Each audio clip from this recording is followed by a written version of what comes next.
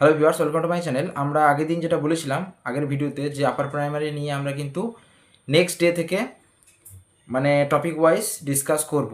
তো সেটাই সেরকম সেই কথা মতো আজকে আমরা ফার্স্ট ক্লাস যেটা করছি চাইল্ড ডেভেলপমেন্ট এবং পেডাগোগি থেকে, সিডিপি থেকে আমরা ফার্স্ট ক্লাস যেটা করছি সিডিপি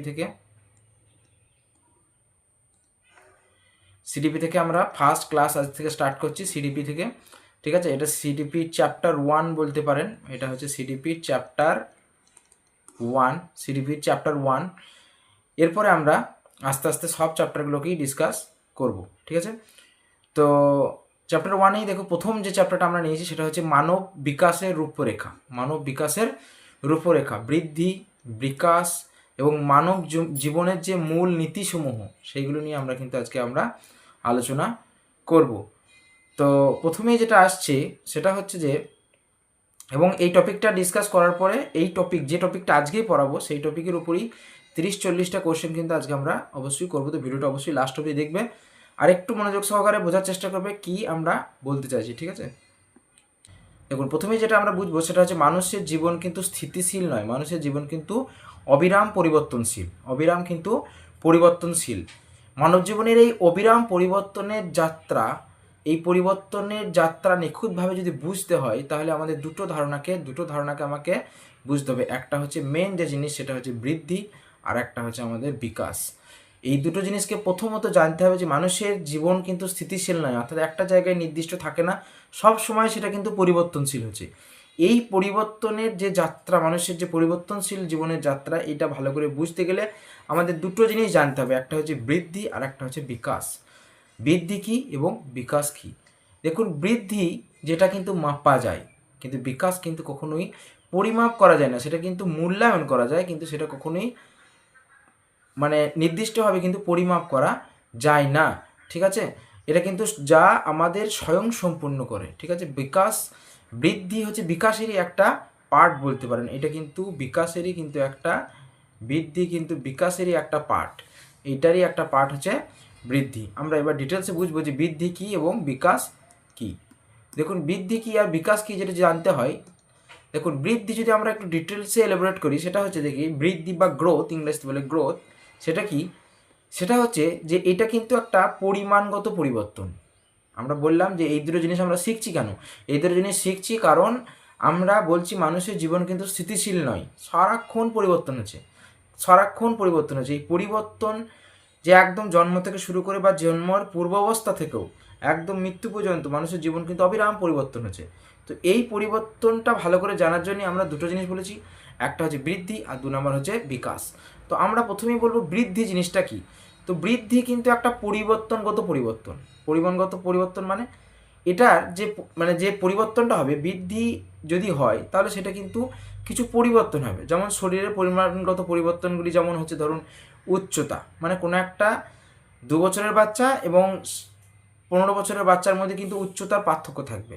অর্থাৎ বৃদ্ধির প্রথম যে পয়েন্টটা সেটা হচ্ছে পরিবর্তন, মানে পরিমাণগত পরিবর্তন, যেটাকে আপনি মেজার করতে পারবেন যে কতটা বাড়লো কতটা কমবো। ওজন যদি বলেন, উচ্চতা হতে পারে, ওজন হতে পারে, আকার হতে পারে, এগুলো কিন্তু পরিবর্তনগুলো কিন্তু আপনি বুঝতে পারবেন এবং সেগুলোকে পরিমাপ করতে পারবেন। ওজন একরকম ছিল, বয়স বাড়ার সঙ্গে সঙ্গে ওজন বেড়েছে, কখনো বা শারীরিক অসুস্থতার কারণে ওজন আবার কমতে পারে, তাহলে ওজন বাড়া কমা করতে পারে।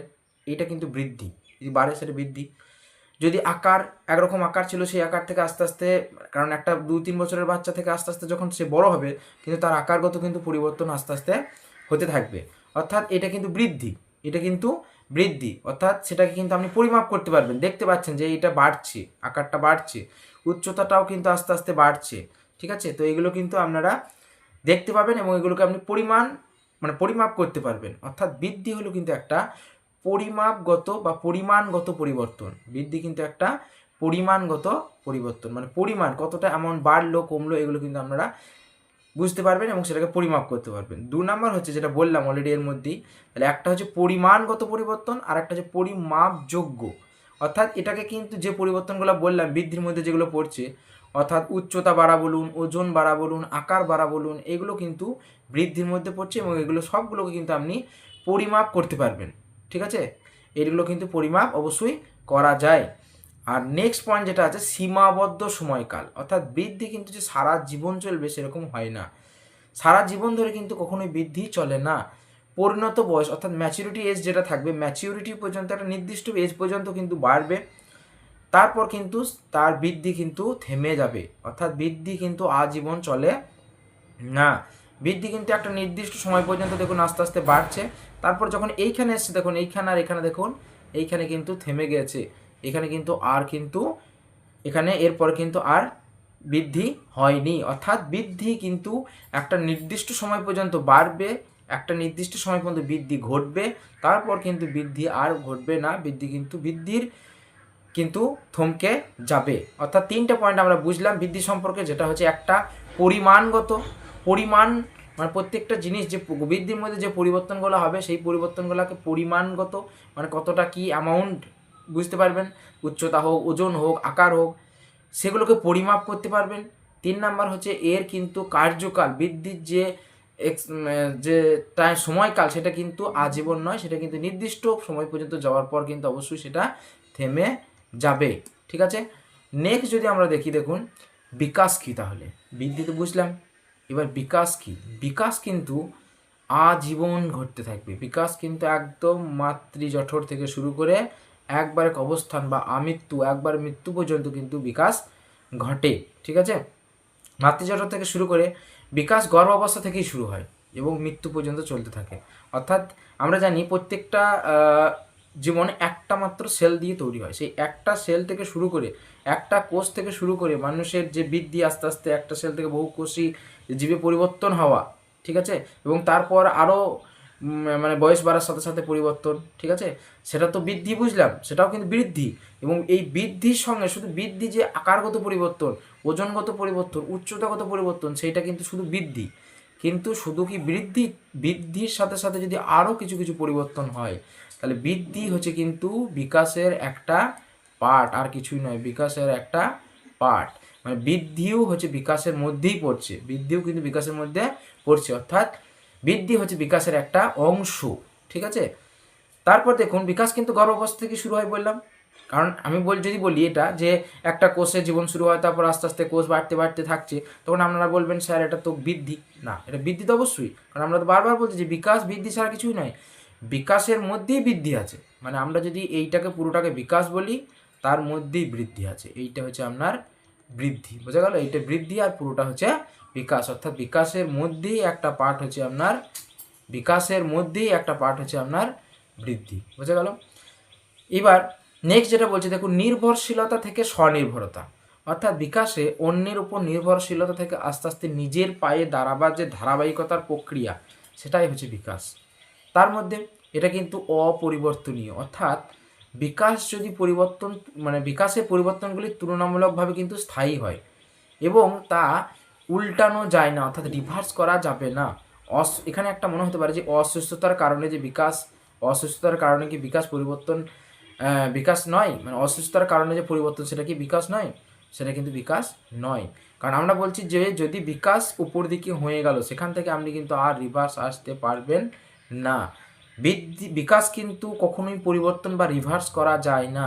অসুস্থতার কারণে তার কিছু হতে পারে, তার ধরুন বিকাশ হয়েছিল, তার প্রচুর নলেজ গেইন করেছিল, কিন্তু সে অসুস্থতার কারণে হয়তো তার কিছু কিছু জিনিস স্মৃতিভ্রম হচ্ছে, সে কিছু মনে রাখতে পারছে না, ভুলে যাচ্ছে, শারীরিক মানে যেটা বৃদ্ধি, কারণ বললাম বৃদ্ধি তো বিকাশের মধ্যেই পড়ছে, তার বৃদ্ধির যদি কোনো কমতি হয় সেটাও বিকাশ কি এফেক্ট করবে।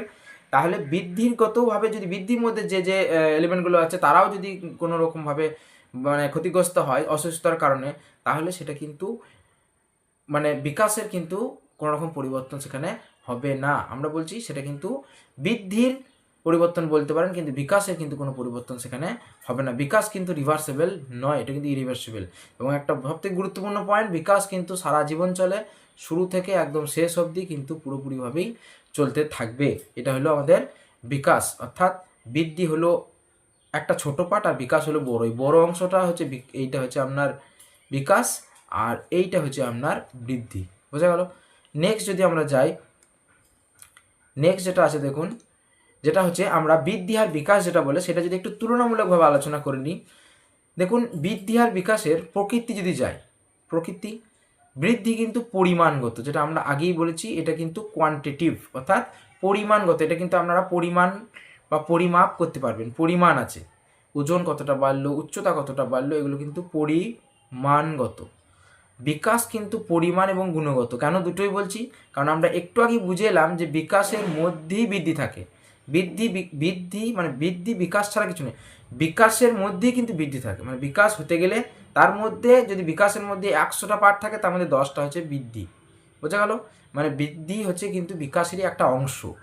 তাহলে বৃদ্ধি, যেহেতু বিকাশ হচ্ছে বৃদ্ধিরই অংশ, তাহলে বৃদ্ধি যদি পরিমাণগত হয়, তাহলে বিকাশকে পরিমাণগত হতে হবে এবং গুণগত। এইটাই আমরা পরবর্তী আরও যে আস্তে আস্তে আগাচ্ছি ক্লাস, দেখুন যে বিকাশের সঙ্গে বৃদ্ধির যে মেন ফ্যাক্টর পার্থক্যের, সেটা হচ্ছে এই গুণগত যে পরিবর্তন, সেটাও কিন্তু বিকাশের মধ্যে থাকে, যেটা বৃদ্ধির মধ্যে থাকে না। বৃদ্ধি শুধুমাত্র পরিমাণগত যে পরিবর্তনগুলো থাকে, ওজনের পরিবর্তন, আকারের পরিবর্তন, তারপর উচ্চতার পরিবর্তন, এইগুলো হচ্ছে বৃদ্ধি। কিন্তু তার সঙ্গে যদি কিছু তার গুণগত গুণ মানে বুঝি অনেক রকম গুণ হতে পারে, আমরা পরে আলোচনা করবো, দেখবেন অনেক রকম। সেটা ইমোশনাল হতে পারে, সেটা বুদ্ধিগত হতে পারে, অনেক রকম, তারপরে সৃজনশীল হতে পারে, অনেক রকম গুণ আছে। যে গুণগুলো কিন্তু যখন ইনক্লুড থাকবে, তখন সেটা কিন্তু সেই বৃদ্ধিটার মধ্যে যদি গুণগত পরিবর্তন ইনক্লুড হয়, তখন সেটাকে আমরা বলবো বিকাশ। 2 নাম্বার যদি বলি পরিসর আমরা অলরেডি আলোচনা করেছি যে শুধুমাত্র শারীরিক দিকে সীমাবদ্ধ।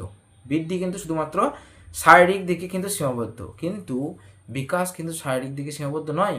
কারণ শারীরিক তো থাকবেই, কারণ আমি বলছি এর কাছে যেটা থাকবে বিকাশের কাছে সেটা বলতেই হবে, কারণ বিকাশের মধ্যেই একটা পার্ট হচ্ছে বৃদ্ধি। তাহলে শারীরিক থাকছে, তার সঙ্গে প্রজ্ঞামূলক থাকবে, প্রাক্ষবিক থাকবে, সামাজিক থাকবে, সব কিছুই থাকবে এর মধ্যে, সব কিছুই কিন্তু অন্তর্ভুক্ত হবে। এবার আপনারা বলবেন প্রজ্ঞামূলক, প্রাক্ষবিক, এই তো মানে বুঝতে পারবেন না। সামাজিকটা হয়তো সবাই বুঝতে পারলো যে সামাজিক মানে যে সমাজের সঙ্গে যে মিলেমিশে থাকা, সমাজের রীতিনীতি বোঝা, নীতি বোঝা, এইগুলো যেগুলো যে সমস্ত পরিবর্তন, সেগুলো হচ্ছে আমার সামাজিক। কিন্তু প্রজ্ঞামূলক এবং প্রাক্ষবিক কী বিকাশ, সেগুলো আমরা একটু পরে আলোচনা করবো, তখন আরও ভালো করে এই দুটোর মানে কিন্তু আপনারা বুঝতে পারেন। একটু ধৈর্য ধরুন।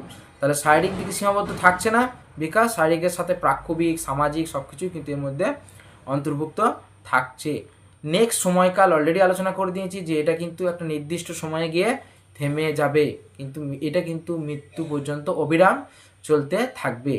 নেক্সট যদি পরিমাপ বলি, পরিমাপ কিন্তু সরাসরি পরিমাপ করা যায় কাকে? বৃদ্ধিকে। কিন্তু বিকাশকে কি সরাসরি পরিমাপ করা যায়? না, বিকাশ কিন্তু শুধুমাত্র মূল্যায়ন করা যায়, ঠিক আছে, বা নিরূপণ করা যায়। এটা কিন্তু কখনোই সরাসরি আপনি যদি উচ্চতা, যেমন আপনি বৃদ্ধি, যেটা উচ্চতা আপনি একটা স্কেল নিয়ে মেপে দিলে বা একটা মাপতে পারবেন, বা ওজন আপনি মানে একটা কম্পিউটার কাঁটাতে চাপলেই আপনি ওজন বুঝতে পারবেন, কিন্তু সেইভাবে কিন্তু বিকাশকে কিন্তু মাপা যায় না। বিকাশ কিন্তু শুধুমাত্র মূল্যায়ন করা যায়, যে তার বুদ্ধি কতটা বেড়েছে, তার জ্ঞান কতটা বেড়েছে, তার গুণ কী কী গুণ ইনক্রিজ হচ্ছে, কী কী গুণ বেড়েছে, সেগুলো কিন্তু একটা পরিমাপ করা যায়। একটা পরীক্ষা নিয়ে আপনি মূল্যায়ন করতে পারবেন যে তার বিকাশ কি হয়েছে। তাহলে এটা কিন্তু সরাসরি কিন্তু পরিমাপযোগ্য নয়। নেক্সট হচ্ছে পরিবর্তনের ধরন কেমন। এটা একই কথা বারবার চলে আসে যে কাঠামোগত পরিবর্তন হয় বৃদ্ধিতে, যেহেতু শারীরিক পরিবর্তন, কারণ বৃদ্ধিতে শুধুমাত্র শারীরিক পরিবর্তনের মধ্যে সীমাবদ্ধ, তাহলে বৃদ্ধি কিন্তু কাঠামোগত পরিবর্তন হয়। এখানে কাঠামোগত এবং কার্যকরিতাগত উভয় পরিবর্তন হয়। কারণ আমরা বারবার বলছি বিকাশ মানেই হচ্ছে বিকাশ, বৃদ্ধি মানেই হচ্ছে বৃদ্ধি কিন্তু বিকাশের মধ্যেই একটা অংশ। অর্থাৎ এখানে যদি কাঠামোগত হয়, এখানেও কাঠামোগত হবে, তার সঙ্গে এক্সট্রা করে একটা কিছু থাকবে। যেমন এখানে দেখুন পরিমাণগত, এখানেও পরিমাণগত, এখানেও কিন্তু পরিমাণগত, তার সঙ্গে এক্সট্রা করে কিন্তু গুণগত ব্যাপারটা এখানে এসেছিল। এখানেও কাঠামোগত থাকবে, তার সঙ্গে কিন্তু কার্যকরিতা যে ব্যাপারটা, সেটা কিন্তু কার্যকরিতা, সে কাজে কীরকম পরিবর্তন করছে, সেটাই হচ্ছে বিকাশ। বোঝা গেল? নেক্সট আমরা টপিকে আসছি। দেখুন নেক্সট যদি আসি আমরা 6 নাম্বার, দেখুন বিকাশের দুটি চালিকা শক্তি। এই বিকাশ যেটা বললাম, বিকাশ অলরেডি বৃদ্ধি বিকাশে মোটামুটি একটু আইডিয়া হয়েছে কি বিকাশ কি বৃদ্ধি। এবার এই বিকাশ কিন্তু দুটো জিনিস নিয়ে পরিচালিত হয়। একটা হচ্ছে ম্যাচিউরিটি বা পরিণমন, আর 2 নম্বর হচ্ছে শিক্ষণ বা লার্নিং। 1 নম্বর হচ্ছে পরিণমন, যাকে বলে ম্যাচিউরেশন। ম্যাচিউরিটি আমরা কথা খুব বলি না, ম্যাচিউরিটি, ম্যাচিউরেট, তাই না? ম্যাচিউরেশন কি? ম্যাচিউরেশন হচ্ছে যে পরিবেশের প্রতি উপযুক্ত সাড়া দেওয়ার ক্ষমতা। পরিবেশের প্রতি উপযুক্ত সাড়া দেওয়ার ক্ষমতা মানে পরিবেশ যেভাবে চাইছে তার সঙ্গে আপনার যে সাড়া দেওয়ার ক্ষমতা, পরিবেশ যেটা চাইছে তার সঙ্গে আপনি কীভাবে রেসপন্ড করছেন, সেটাই হচ্ছে আপনার ম্যাচিউরিটি, তাই না? ধরুন এখানে যেমন একটা এক্সাম্পল দেওয়া হয়েছে, দেখুন শারীরিক পরিণমন ছাড়া 2 বছরের শিশু কঠিন কাজ করতে পারবে না। ঠিক আছে, যেমন ধরুন একটা 2 বছরের শিশু, তার যতটুকু ম্যাচুরিটি এসছে সে সেই ম্যাচুরিটির কাজ করতে পারবে। তাকে যদি তার থেকে যদি কঠিন কাজ দেওয়া হয়, অনেক কঠিন কাজ দেওয়া হয়, তাহলে সেটা কিন্তু সে করতে পারবে না, যেহেতু তার কোনো শারীরিক ম্যাচুরিটি এখন আসেনি। শারীরিক ম্যাচুরিটি যদি না আসে তাহলে কিন্তু সে সেই কঠিন কাজটা কিন্তু করতে পারবে না। অর্থাৎ ম্যাচুরিটি ব্যাপারটা আমরা মোটামুটি খুব বুঝি যে পরিবেশ যেটা চাইছে, মানে পরিবেশ যেটা চাইছে তার সঙ্গে তার পরিপ্রেক্ষিতে আপনার রেসপন্স কেমন হচ্ছে, আপনি সারা কেমনভাবে দিতে পারছেন। ঠিক আছে, সেইটা হচ্ছে আপনার ম্যাচুরেশন। এবং এই ম্যাচুরেশন বা পরিণমন এটা কিন্তু বংশগতির সঙ্গে কঠিনভাবে জড়িত, মানে বংশগতি। কারণ ম্যাচুরিটি দেখবেন অনেক হয় যে অনেক বাচ্চা দেখবেন হয়তো 15 বছরেও কিন্তু সেই ম্যাচুরিটি কিন্তু আসে না, সেখানে 15 বছর বয়সেও দেখবেন অনেক বাচ্চা ঠিকঠাক ম্যাচুরেশন বা পরিণমন হয় না। তারা কিন্তু অনেক জিনিস বুঝতে পারে না, অনেক ভালো করে রেসপন্স করতে পারে না, তো স্মার্ট হয় না। ঠিক আছে, কিন্তু সেইখানে অনেক বাচ্চা দেখবেন আবার 5-7 বছর 10 বছরেও কিন্তু অনেক বাচ্চা কিন্তু খুব স্মার্ট, খুব চটপট কথা বলে, সব কিছু চটপট বুঝে যায়। অর্থাৎ এখানে কিন্তু বংশগতির একটা এফেক্ট কিন্তু থেকে যায় ম্যাচুরেশনে। ঠিক আছে, মানে যদি তার প্রিভিয়াস জেনারেশন যদি সেরকম খুব ম্যাচিওর হয়, খুব স্মার্ট হয়, সেখান থেকে কিন্তু নেক্সট জেনারেশন কিন্তু ম্যাচুরেশন হওয়ার চান্স থাকে। মানে এইটা এই নয়, তার মানে এরকম ধরে নেওয়ার কথা নয় যে প্রিভিয়াস জেনারেশন বা পুরোনো আগের প্রজন্ম যেমন ছিল পরের প্রজন্ম সেরকম হয় না, এক্সেপশনাল ব্যতিক্রম তো আছেই, কিন্তু অনেকটা এফেক্ট করে ম্যাচুরেশনকে, কিন্তু বংশগতি অনেকটা এফেক্ট করে, যেটার জন্য কিন্তু অনেক ক্ষেত্রে হয় 15 বছরের শিশু কিন্তু ঠিকঠাক বুঝতে না পারলে ওর থেকে কম বয়সী শিশু ওর থেকে বেশি কিন্তু বুঝতে পারে। তো ম্যাচুরেশন অনেক তাড়াতাড়ি কিন্তু চলে আসে, অর্থাৎ বংশগতি কিন্তু একটা বড় এফেক্ট এই ম্যাচুরেশনের উপরে। নেক্সট যেটা আছে দেখুন শিখন বা লার্নিং, যেটা নিয়ে আমরা আলোচনা করব। সব থেকে ভাইটাল টপিক হচ্ছে শিখন বা লার্নিং। শিখন বা লার্নিং হচ্ছে প্রচেষ্টা এবং অনুশীলনের মাধ্যমে অর্জিত, প্রচেষ্টা এবং অনুশীলনের মাধ্যমে অর্জিত। অর্থাৎ আপনি কোনো একটা জিনিস যদি শিখতে চান তাহলে আপনাকে কী করতে হবে, সেটা নিয়ে আপনাকে বারবার ট্রাই করতে হবে। তো কোনো একটা জিনিস আপনি সাপোজ কোনো একটা ভিডিও এডিটিং শিখবেন, আপনি যদি চেষ্টাই না করেন, আপনি কী করে, আপনাকে ডাটা কেবল দিয়ে থ্রিকা ট্রান্সফার করা যাবে না। তাহলে আপনাকে কী করতে হবে, সেই জিনিসটাকে বারবার চেষ্টা করতে হবে, সেটাকে বারবার চেষ্টা করতে হবে। একটা ছবি আঁকার চেষ্টা করছেন, তাহলে ছবি কি একদিনে আপনি একদম সুন্দর ছবি আঁকতে পারবেন? আপনাকে বারবার সেটা নিয়ে প্রচেষ্টা করতে হবে এবং বারবার সেটাকে রিভিশন করতে হবে, অনুশীলন করতে হবে, তারপর কিন্তু সেটা আপনি শিখতে পারবেন। অর্থাৎ শেখা জিনিসটা হচ্ছে প্রচেষ্টা এবং অনুশীলন, যেটা আমরা বারবার বলছি যে পড়ার ক্ষেত্রেও তাই, প্রচেষ্টা এবং অনুশীলন কিন্তু অবশ্যই দরকার, তারপরেই কিন্তু আপনার ঠিকঠাক লার্নিং পসিবল। অর্থাৎ লার্নিং বা শিখন হতে গেলে আপনার শিখন বা লার্নিং হচ্ছে প্রচেষ্টা এবং অনুশীলনের একটা মানে মাধ্যমে অর্জিত একটা ফল বলা যেতে পারে আমাদের এই লার্নিং। ঠিক আছে, আচরণের তুলনামূলক স্থায়ী এবং কাঙ্ক্ষিত পরিবর্তন। এবং লার্নিং ভাবুন, আপনি যদি এই প্রচেষ্টা এবং অনুশীলনের মাধ্যমে কোনো কিছু শিখে যান, সেটা কিন্তু স্থায়ী হবে। দেখবেন আপনি যদি কিছু একটা শিখেছেন, ছবি আঁকা শিখলেন, হয়তো কিছুদিন হয়তো প্র্যাকটিস না থাকলে খুব ভালো আঁকতে পারবে না, তাই বলে কিছু ছবি আঁকার যে দক্ষতা বা সেই যে শিখন সেটা কি আপনার হারিয়ে যাবে না, সেটা কিন্তু আপনার মধ্যে থেকেই যাবে। ঠিক আছে, অর্থাৎ এই লার্নিং যে জিনিসটা সেটা কিন্তু অবশ্যই স্থায়ী এবং কাঙ্ক্ষিত পরিবর্তন। আপনি যেমন চাইছেন সেরকম কিন্তু পরিবর্তন একটা হবে যদি আপনি সেই জিনিসটা শিখতে পারেন। সেটা কিন্তু হঠাৎ করে যে আবার পাল্টে যাবে সেরকম নয়, আপনি যেটা শিখেছেন সেটা কিন্তু আপনার কাছে থাকবে। এটা কিন্তু একটা স্থায়ী পরিবর্তন, এটা কিন্তু একটা স্থায়ী পরিবর্তন এবং কাঙ্ক্ষিত পরিবর্তন। ঠিক আছে, বোঝা গেল? তাহলে বিকাশের দুটি চালিকা শক্তি, এক নম্বর হচ্ছে ম্যাচুরেশন বা পরিণমন, বুঝলাম ম্যাচুরিটি জিনিসটা আমরা প্রথম থেকেই অনেকেই জানি। নেক্সট হচ্ছে শিখন বা লার্নিং। এবার এখন এই থিওরিগুলো একটু না বুঝলে কোয়েশ্চেনগুলো করতে পারবে না। ঠিক আছে, আগে থিওরিগুলো একটু চ্যাপ্টার ওয়াইজ আগের দিন যে টপিকগুলো বললাম সেগুলো আলোচনা করে নিই, তারপর আজকেই এই টপিকের উপর আমরা কোয়েশ্চেনও করবো এবং তারপর পিওয়াই কি প্রিভিয়াস ইয়ারের কী কোয়েশ্চেন আছে সেগুলো আলোচনা করবো, কোনো টেনশন নাই। ঠিক আছে, শুধু চ্যানেলটা সাবস্ক্রাইব করে রাখুন আর শেয়ার করে রাখুন, তারপর বাকি কাজ আপনাদের কোনো টেনশন নাই। দেখুন এরপর আছে বিকাশের 6টি মাত্রা। বিকাশের 6টি মাত্রা, কোথাও 4টি মাত্রা বলে, তো আমরা এখন টোটাল 6টি মাত্রায় আলোচনা করছি, কোথাও 4টি মাত্রাও হতে পারে। এক নম্বর হচ্ছে শারীরিক বিকাশ, মানে ফিজিক্যাল ডেভেলপমেন্ট। 2 নম্বর হচ্ছে যেটা আগে একটা দুটো ওয়ার্ড বললাম যে আপনারা পরে বুঝতে পারবেন, একটা এই দেখুন প্রজ্ঞামূলক বিকাশ, যেটাকে আমরা বলি কগনিটিভ ডেভেলপমেন্ট, একটা হচ্ছে প্রজ্ঞামূলক বিকাশ। আর একটা হচ্ছে 2 নাম্বার যে ওয়ার্ডটা আমরা স্কিপ করে গেছিলাম, পরে বুঝতে পারবেন বললাম, এটা হচ্ছে দেখুন প্রাক্ষোভিক বিকাশ, যেটাকে বলে ইমোশনাল। ইমোশনাল নিশ্চয়ই নাম শুনেছেন, ইমোশন, ঠিক আছে। আরও ডিটেলস আমরা বলবো যে প্রজ্ঞামূলক বিকাশ বা কগনিটিভ ডেভেলপমেন্ট কী জিনিস, সেটা একটু ধৈর্য ধরুন, এর পরের স্লাইডেই আপনারা পেয়ে যাবেন জিনিসটা আসলে কি, ঠিক আছে।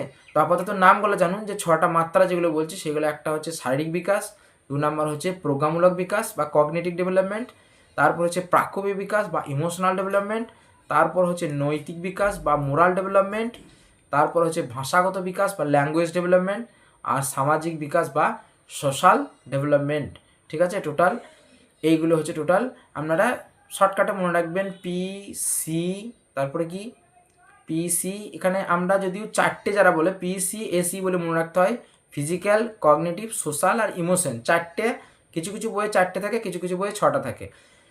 ফিজিক্যাল, কগনিটিভ, সোশ্যাল এবং ইমোশন, ঠিক আছে। 4টেতে মনে থাকলো, আর ইমোশনের মধ্যেই বাকি আর দুটো ইনক্লুড করে দিতে হবে। ইমোশনের মধ্যেই যেটা আপনার ভাষাগত আছে এবং নৈতিক আছে, সেই দুটো এর মধ্যে ইনক্লুড করে দিলে আপনার টোটাল 6টা হয়ে যাবে, ঠিক আছে। পিসিএসি মনে রাখুন 4টে, আর দুটো আপনি আলাদা করে মনে রাখতেও পারেন। ফিজিক্যাল মানে শারীরিক, সি হচ্ছে কগনিটিভ মানে প্রজ্ঞামূলক, এস হচ্ছে সোশ্যাল সামাজিক, আর ই হচ্ছে ইমোশনাল মানে প্রাক্ষোভিক বিকাশ, ঠিক আছে। আর তার সঙ্গে দুটো থাকছে, একটা হচ্ছে ভাষাগত বিকাশ আর একটা হচ্ছে আপনার নৈতিক বিকাশ। টোটাল হচ্ছে আপনার 6টা বিকাশ। এবার এখানে দেখুন একটা নোট করে লিখে দিয়েছি যে বিকাশ কোনো বিচ্ছিন্ন ঘটনা কিন্তু নয়। বিকাশ যদি আপনি ভাবেন যে হঠাৎ করে কোনো একটা ঘটে যাওয়া ঘটনা, না, বিকাশ কিন্তু প্রতিটি মাত্রা একে অপরের সঙ্গে কিন্তু গভীরভাবে যুক্ত। মানে এরকম নয় যে শারীরিক বিকাশ হলো আর প্রজ্ঞামূলক বিকাশ হবে না, তা নয়। শারীরিক বিকাশ হলে তার সঙ্গে প্রজ্ঞামূলক বিকাশও হবে, প্রজ্ঞামূলক বিকাশ হলে তার সঙ্গে আপনার ইমোশনাল বা প্রাক্ষোভিক বিকাশও হবে, আর প্রাক্ষোভিক বিকাশ যদি হয় তার সঙ্গে আপনার নৈতিক বিকাশ হবে। অর্থাৎ এই যে বিকাশের মাত্রাগুলো আমরা বললাম 6টা, এরা কিন্তু একে অপরের সঙ্গে গভীরভাবে ইন্টার রিলেটেড, অর্থাৎ গভীরভাবে সম্পর্ক যুক্ত। 6টা মাত্রা বললাম, তো বলেও রাখলাম কোনো কোনো বইয়ে কিন্তু 4টেও দেওয়া থাকে, 6টাও দেওয়া থাকে। তো আপনারা পিসিএসি বলে 4টে মনে রাখতে পারেন, এবং তার সঙ্গে আর দুটো জুড়ে যাবে ভাষাগত, আর একটা হচ্ছে নৈতিক বিকাশ। এবার এই বিকাশগুলো আমরা আস্তে আস্তে দেখুন ডিটেলসে আমরা আলোচনা করব। দেখুন এবার আমরা দেখুন শারীরিক বা সঞ্চালনমূলক বিকাশ, মানে যেটা ফিজিক্যাল বিকাশ বলছিলাম, সঞ্চালনমূলক বা মোটর ডেভেলপমেন্ট বলা যায়। মোটরে হয় মনে রাখবেন, মোটর যে মেশিনের মোটর হয়, মোটর যদি ঘোরে সঞ্চালন হচ্ছে, সে হয় মনে রাখতে পারেন মোটর বিকাশ। কোথাও কোথাও আবার মোটর বিকাশই বলে দেয়, মানে বাংলার মিডিয়ামের কোয়েশ্চেনও মোটর বিকাশও বলে দিতে পারে, সঞ্চালনমূলক না বলে মোটর বিকাশও বলে দিতে পারে। তো মোটর নামটা তার জন্য এখানে লিখে দেওয়া হয়েছে, যেটাও কিন্তু আপনারা অবশ্যই মনে রাখবেন যে মোটর বিকাশও কিন্তু বলে দিতে পারে। তো শারীরিক বিকাশ নামটা শুনেই নিশ্চয়ই বুঝতে পারছেন, শারীরিক বা সঞ্চালনমূলক বিকাশ যেটা আছে সেইটা দুটোভাবে আমরা দেখতে পারি। একটা হচ্ছে পরিবেশকে নিয়ন্ত্রণ করতে পেশি এবং হাড়ের উপর নিয়ন্ত্রণ লাভ করা। পরিবেশকে নিয়ন্ত্রণ করতে, অর্থাৎ পরিবেশের সঙ্গে অ্যাডজাস্ট করে থাকতে গেলে আপনার পেশি এবং হাড়ের উপর নিয়ন্ত্রণ করতে গেলে যে বিকাশের প্রয়োজন সেটা হচ্ছে আপনার শারীরিক বিকাশ বা সঞ্চালনমূলক বিকাশ। এই সঞ্চালনমূলক বিকাশকে আমরা দুটো ভাগ করেছি, একটা হচ্ছে স্থূল পেশিজ চলন, আর একটা হচ্ছে সূক্ষ্ম পেশিজ চলন। স্থূল মানে কি, মোটা, স্থূল মানে হচ্ছে মোটা, বা ইংরেজিতে এটাকে বলে gross motor development, gross motor বা স্থূল পেশিজ চলন। স্থূল মানে বুঝতে পারছেন মোটা, অর্থাৎ বড় পেশি যেমন বসা, দাঁড়ানো, হাঁটা, দৌড়ানো, এইসব ক্ষেত্রে কি ইউজ হয়, এগুলো ক্ষেত্রে বড় বড় পেশিগুলো আমাদের ইউজ হয়, ঠিক আছে, বড় বড় পেশিগুলো কিন্তু ইউজ হয়। তো এই ক্ষেত্রে যে বিকাশটা হয় সেটাকে আমরা বলবো স্থূল পেশি সঞ্চালন। বারবার কোশ্চেন এসছে এই টপিকের উপরে যে আপনাকে কিছু মানে নিম্নলিখিত কোনটি স্থূল পেশিজ চলন বা গ্রস মোটর ডেভেলপমেন্টের এক্সাম্পল, এরকম কিন্তু কোশ্চেন বারবার এসছে যে স্থূল পেশিজ চলন বলতে আপনি কি বোঝেন। স্থূল মানে বুঝতে পেরেছি মোটা, আর সূক্ষ্ম মানে কি, সূক্ষ্ম মানে ছোট, সূক্ষ্ম জিনিস বলি না, ছোট্ট জিনিস। তাহলে স্থূল যদি বলি তার মানে মোটা, তার মানে যখন বসা, দৌড়ানো, ছোটা, অর্থাৎ গোটা শরীরের বড় বড় পেশিগুলো যখন ব্যবহার হবে তখন সেই সমস্ত ক্ষেত্রে যে যে সঞ্চালনমূলক বিকাশ হবে সেটা হচ্ছে আমার গ্রস মোটর বা স্থূলজ পেশিজ চলন। আর ফাইন মোটর বা সূক্ষ্ম পেশিজ চলন সেটা কখন, সেটা হচ্ছে যখন ছোট পেশির ব্যবহার হবে, যখন ছোট পেশির, বিশেষ করে যখন আমরা লিখি, এই যে পেনে আমি লিখছি, পেনটাকে তো আমি এভাবে ধরছি, তাই না, পেনটাকে যখন ধরছি তখন কিন্তু আমার দেখুন আঙুল, এটা ছোট পেশি, তো তাহলে আঙুলের কিন্তু আমার ব্যবহার লাগছে, এইটা হচ্ছে কিন্তু আমার সূক্ষ্ম পেশিজ চলন, এই পেনটা ধরতে গেলে যে চলন হচ্ছে সেটা কিন্তু আমার সূক্ষ্ম পেশিজ, অর্থাৎ এখানে কিন্তু ছোট পেশির আমার ব্যবহার হচ্ছে। কিন্তু যদি আমি দৌড়াই হাঁটি তখন ছোট পেশি, গোটা পায়ের পেশি আমার কিন্তু ব্যবহার করছে, গোটা শরীরের পেশি ব্যবহার করতেছে, তখন কিন্তু সেটা হচ্ছে গ্রস মোটর বা স্থূলজ পেশি। আর যখন ফাইন মোটর বলবো, যখন আমরা সূক্ষ্ম পেশিজ চলন বলবো, তখন সেটা কিন্তু আমরা কি ছোট ছোট পেশির ব্যবহার, অর্থাৎ আঙুলের কোনো মানে ধরো যারা সুতোর কাজ করে, সুতো দিয়ে সেলাই করে কোনো ডিজাইন বানায় বা সেলাই করে হাতে, তোমার দেখবে সূক্ষ্মভাবে ছুঁচটা কিন্তু ধরতে হচ্ছে, অর্থাৎ এই আঙুলের টিপ অফ দ্য ফিঙ্গার যেটা আছে এটা কিন্তু আমাদের ইউজ হচ্ছে, অর্থাৎ এখানে কিন্তু একটা সূক্ষ্ম পেশির কাজ হচ্ছে। তো এই ধরনের চলন হচ্ছে আমাদের কি সূক্ষ্ম পেশিজ চলন। বোঝা গেল নিশ্চয়ই? শারীরিক চলনের মধ্যে দুটো ভাগ, একটা হচ্ছে স্থূলজ পেশিজ চলন আর সূক্ষ্ম পেশিজ চলন। কোথায় কোনটা ব্যবহার হয় নিশ্চয়ই বুঝতে পারলে। নেক্সট আমরা কোশ্চেন করবো, তখন আরও ভালো বুঝতে পারবে। নেক্সট হচ্ছে দেখো, এবার আমরা যেটা বললাম প্রজ্ঞামূলক বা এবং ভাষাগত বিকাশ, দুটোই বলে দিচ্ছি এখানে, প্রজ্ঞামূলক বিকাশ এবং ভাষাগত বিকাশ। অর্থাৎ দেখুন, যে আমরা বললাম না আগে, যে বললাম এইভাবে মনে রাখতে পারেন PCSE, এইটা মনে রাখতে পারেন, ফিজিক্যাল, কগনিটিভ, সোশিও বা সোশ্যাল এবং ইমোশনাল। এবং দেখুন এই কগনিটিভের মধ্যেই দুটো কিন্তু ইনক্লুড করে দিয়েছে, একটা হচ্ছে প্রজ্ঞামূলক আর একটা হচ্ছে ভাষাগত বিকাশ। মেনলি 4টে হয়, কিন্তু ওখানে আমরা 6টা ভাগ করে দিয়েছি। একটা কিছু কিছু বই বললাম না, কিছু বইয়ে 6টা, কিছু বইয়ে 4টে আছে। তো আপনারা PCSE বলি মনে রাখবেন।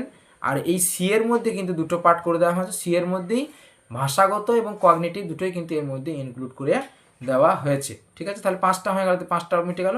আর যেটা ইমোশনাল আছে ওখানে ইমোশনাল, আর আরেকটা যেটা আছে সেটা কিন্তু ওখানে ইমোশনালের সাথেই ইনক্লুড করে দেওয়া হচ্ছে। ঠিক আছে, বেশ। দেখুন প্রজ্ঞামূলক বিকাশ কি? প্রজ্ঞামূলক বিকাশ হচ্ছে যে আমাদের বুদ্ধিভিত্তিক ক্ষমতার বিকাশ। নিশ্চয়ই এবার বুঝতে পারলেন যে প্রজ্ঞা কথাটার মানে কি। আমরা তখন বলেছিলাম যে একটু ওয়েট করুন, নেক্সট আমরা কিন্তু প্রজ্ঞা মানে কি সেটা কিন্তু আমরা নেক্সট স্লাইডে বুঝে নেব। যে প্রজ্ঞামূলক বিকাশ বলতে যে আপনার বুদ্ধির যে বিকাশ হয়, বুদ্ধিগত বিকাশ, বুদ্ধিগত যে বিকাশ সেটা হচ্ছে আপনার কি বিকাশ? প্রজ্ঞামূলক বিকাশ। বুদ্ধির যে বিকাশ সেটা হচ্ছে আপনার প্রজ্ঞামূলক বিকাশ। ঠিক আছে, যেমন ধরুন চিন্তা করা, যুক্তি দেওয়া, হচ্ছে আমরা রিজনিং করি না কম্পিটিটিভ এক্সামে, রিজনিং ভাবি কী হবে, ভাবি। এবার এই ভাবার যে ডেভেলপ, মানে একটা বাচ্চা ছেলের যে ভাবনা যে লেভেল, তার থেকে তো যারা আর একটু বড় তারা আর একটু বেশি ভাবতে পারবে। অর্থাৎ আপনার এই প্রজ্ঞামূলক বিকাশ কিন্তু হয়েছে। বিকাশ মানে তো যে অবস্থায় ছিল প্রজ্ঞামূলক, প্রজ্ঞামূলক বিকাশ বলতে আমাদের বুদ্ধিভিত্তিক যে মানে ক্ষমতার যে বিকাশ, যে বুদ্ধি প্রয়োগ করার যে ক্ষমতার বিকাশ, সেটা হচ্ছে প্রজ্ঞামূলক বা কগনিটিভ ডেভেলপমেন্ট, যেটা আমরা আগেই বলেছিলাম যে কথাটা আপনাদেরকে বুঝিয়ে দেবো, একটু ওয়েট করুন। তো প্রজ্ঞামূলক হচ্ছে বুদ্ধিভিত্তিক বিকাশ, বুদ্ধির যে বিকাশ সেটা হচ্ছে আপনাদের প্রজ্ঞামূলক বিকাশ, অর্থাৎ চিন্তা করা, যুক্তি দেওয়া, কল্পনা করা, ভাবা। অনেক কবিরা লেখেন অনেক কল্পনা করে লেখে, ঠিক আছে, স্মৃতিশক্তি, সমস্যা সমাধান, অঙ্কর ক্ষেত্রে বুদ্ধি লাগায়। তো সেই ক্ষেত্রে যে বিকাশটা ঘটে, তাই না, আস্তে আস্তে দেখবেন আমাদের যত ক্লাস বাড়ি অঙ্কর যে লেভেল সেটা কিন্তু আস্তে আস্তে বাড়ে, কঠিন থেকে কঠিনতর হয়, এবং সেগুলোও কিন্তু আমরা আস্তে আস্তে কিন্তু সলভ করতে পারি। কী করে সলভ করতে পারি? কারণ আমাদের প্রজ্ঞামূলক বিকাশ কিন্তু আস্তে আস্তে হয়, এবং এই প্রজ্ঞামূলক বিকাশ যদি না হয় তাহলে তারা কিন্তু এই সমস্ত কাজে, অর্থাৎ বুদ্ধিভিত্তিক যে কাজগুলো আছে সেখান থেকে কিন্তু বিরত থাকবে, তারা কিন্তু করতে পারবে না। নেক্সট যেটা আছে সেটা দেখুন ভাষাগত বিকাশ, যেটা হচ্ছে ভাষাগত বিকাশ বা ল্যাঙ্গুয়েজ ডেভেলপমেন্ট। এটা প্রজ্ঞামূলক বিকাশেরই একটি অত্যন্ত গুরুত্বপূর্ণ অংশ।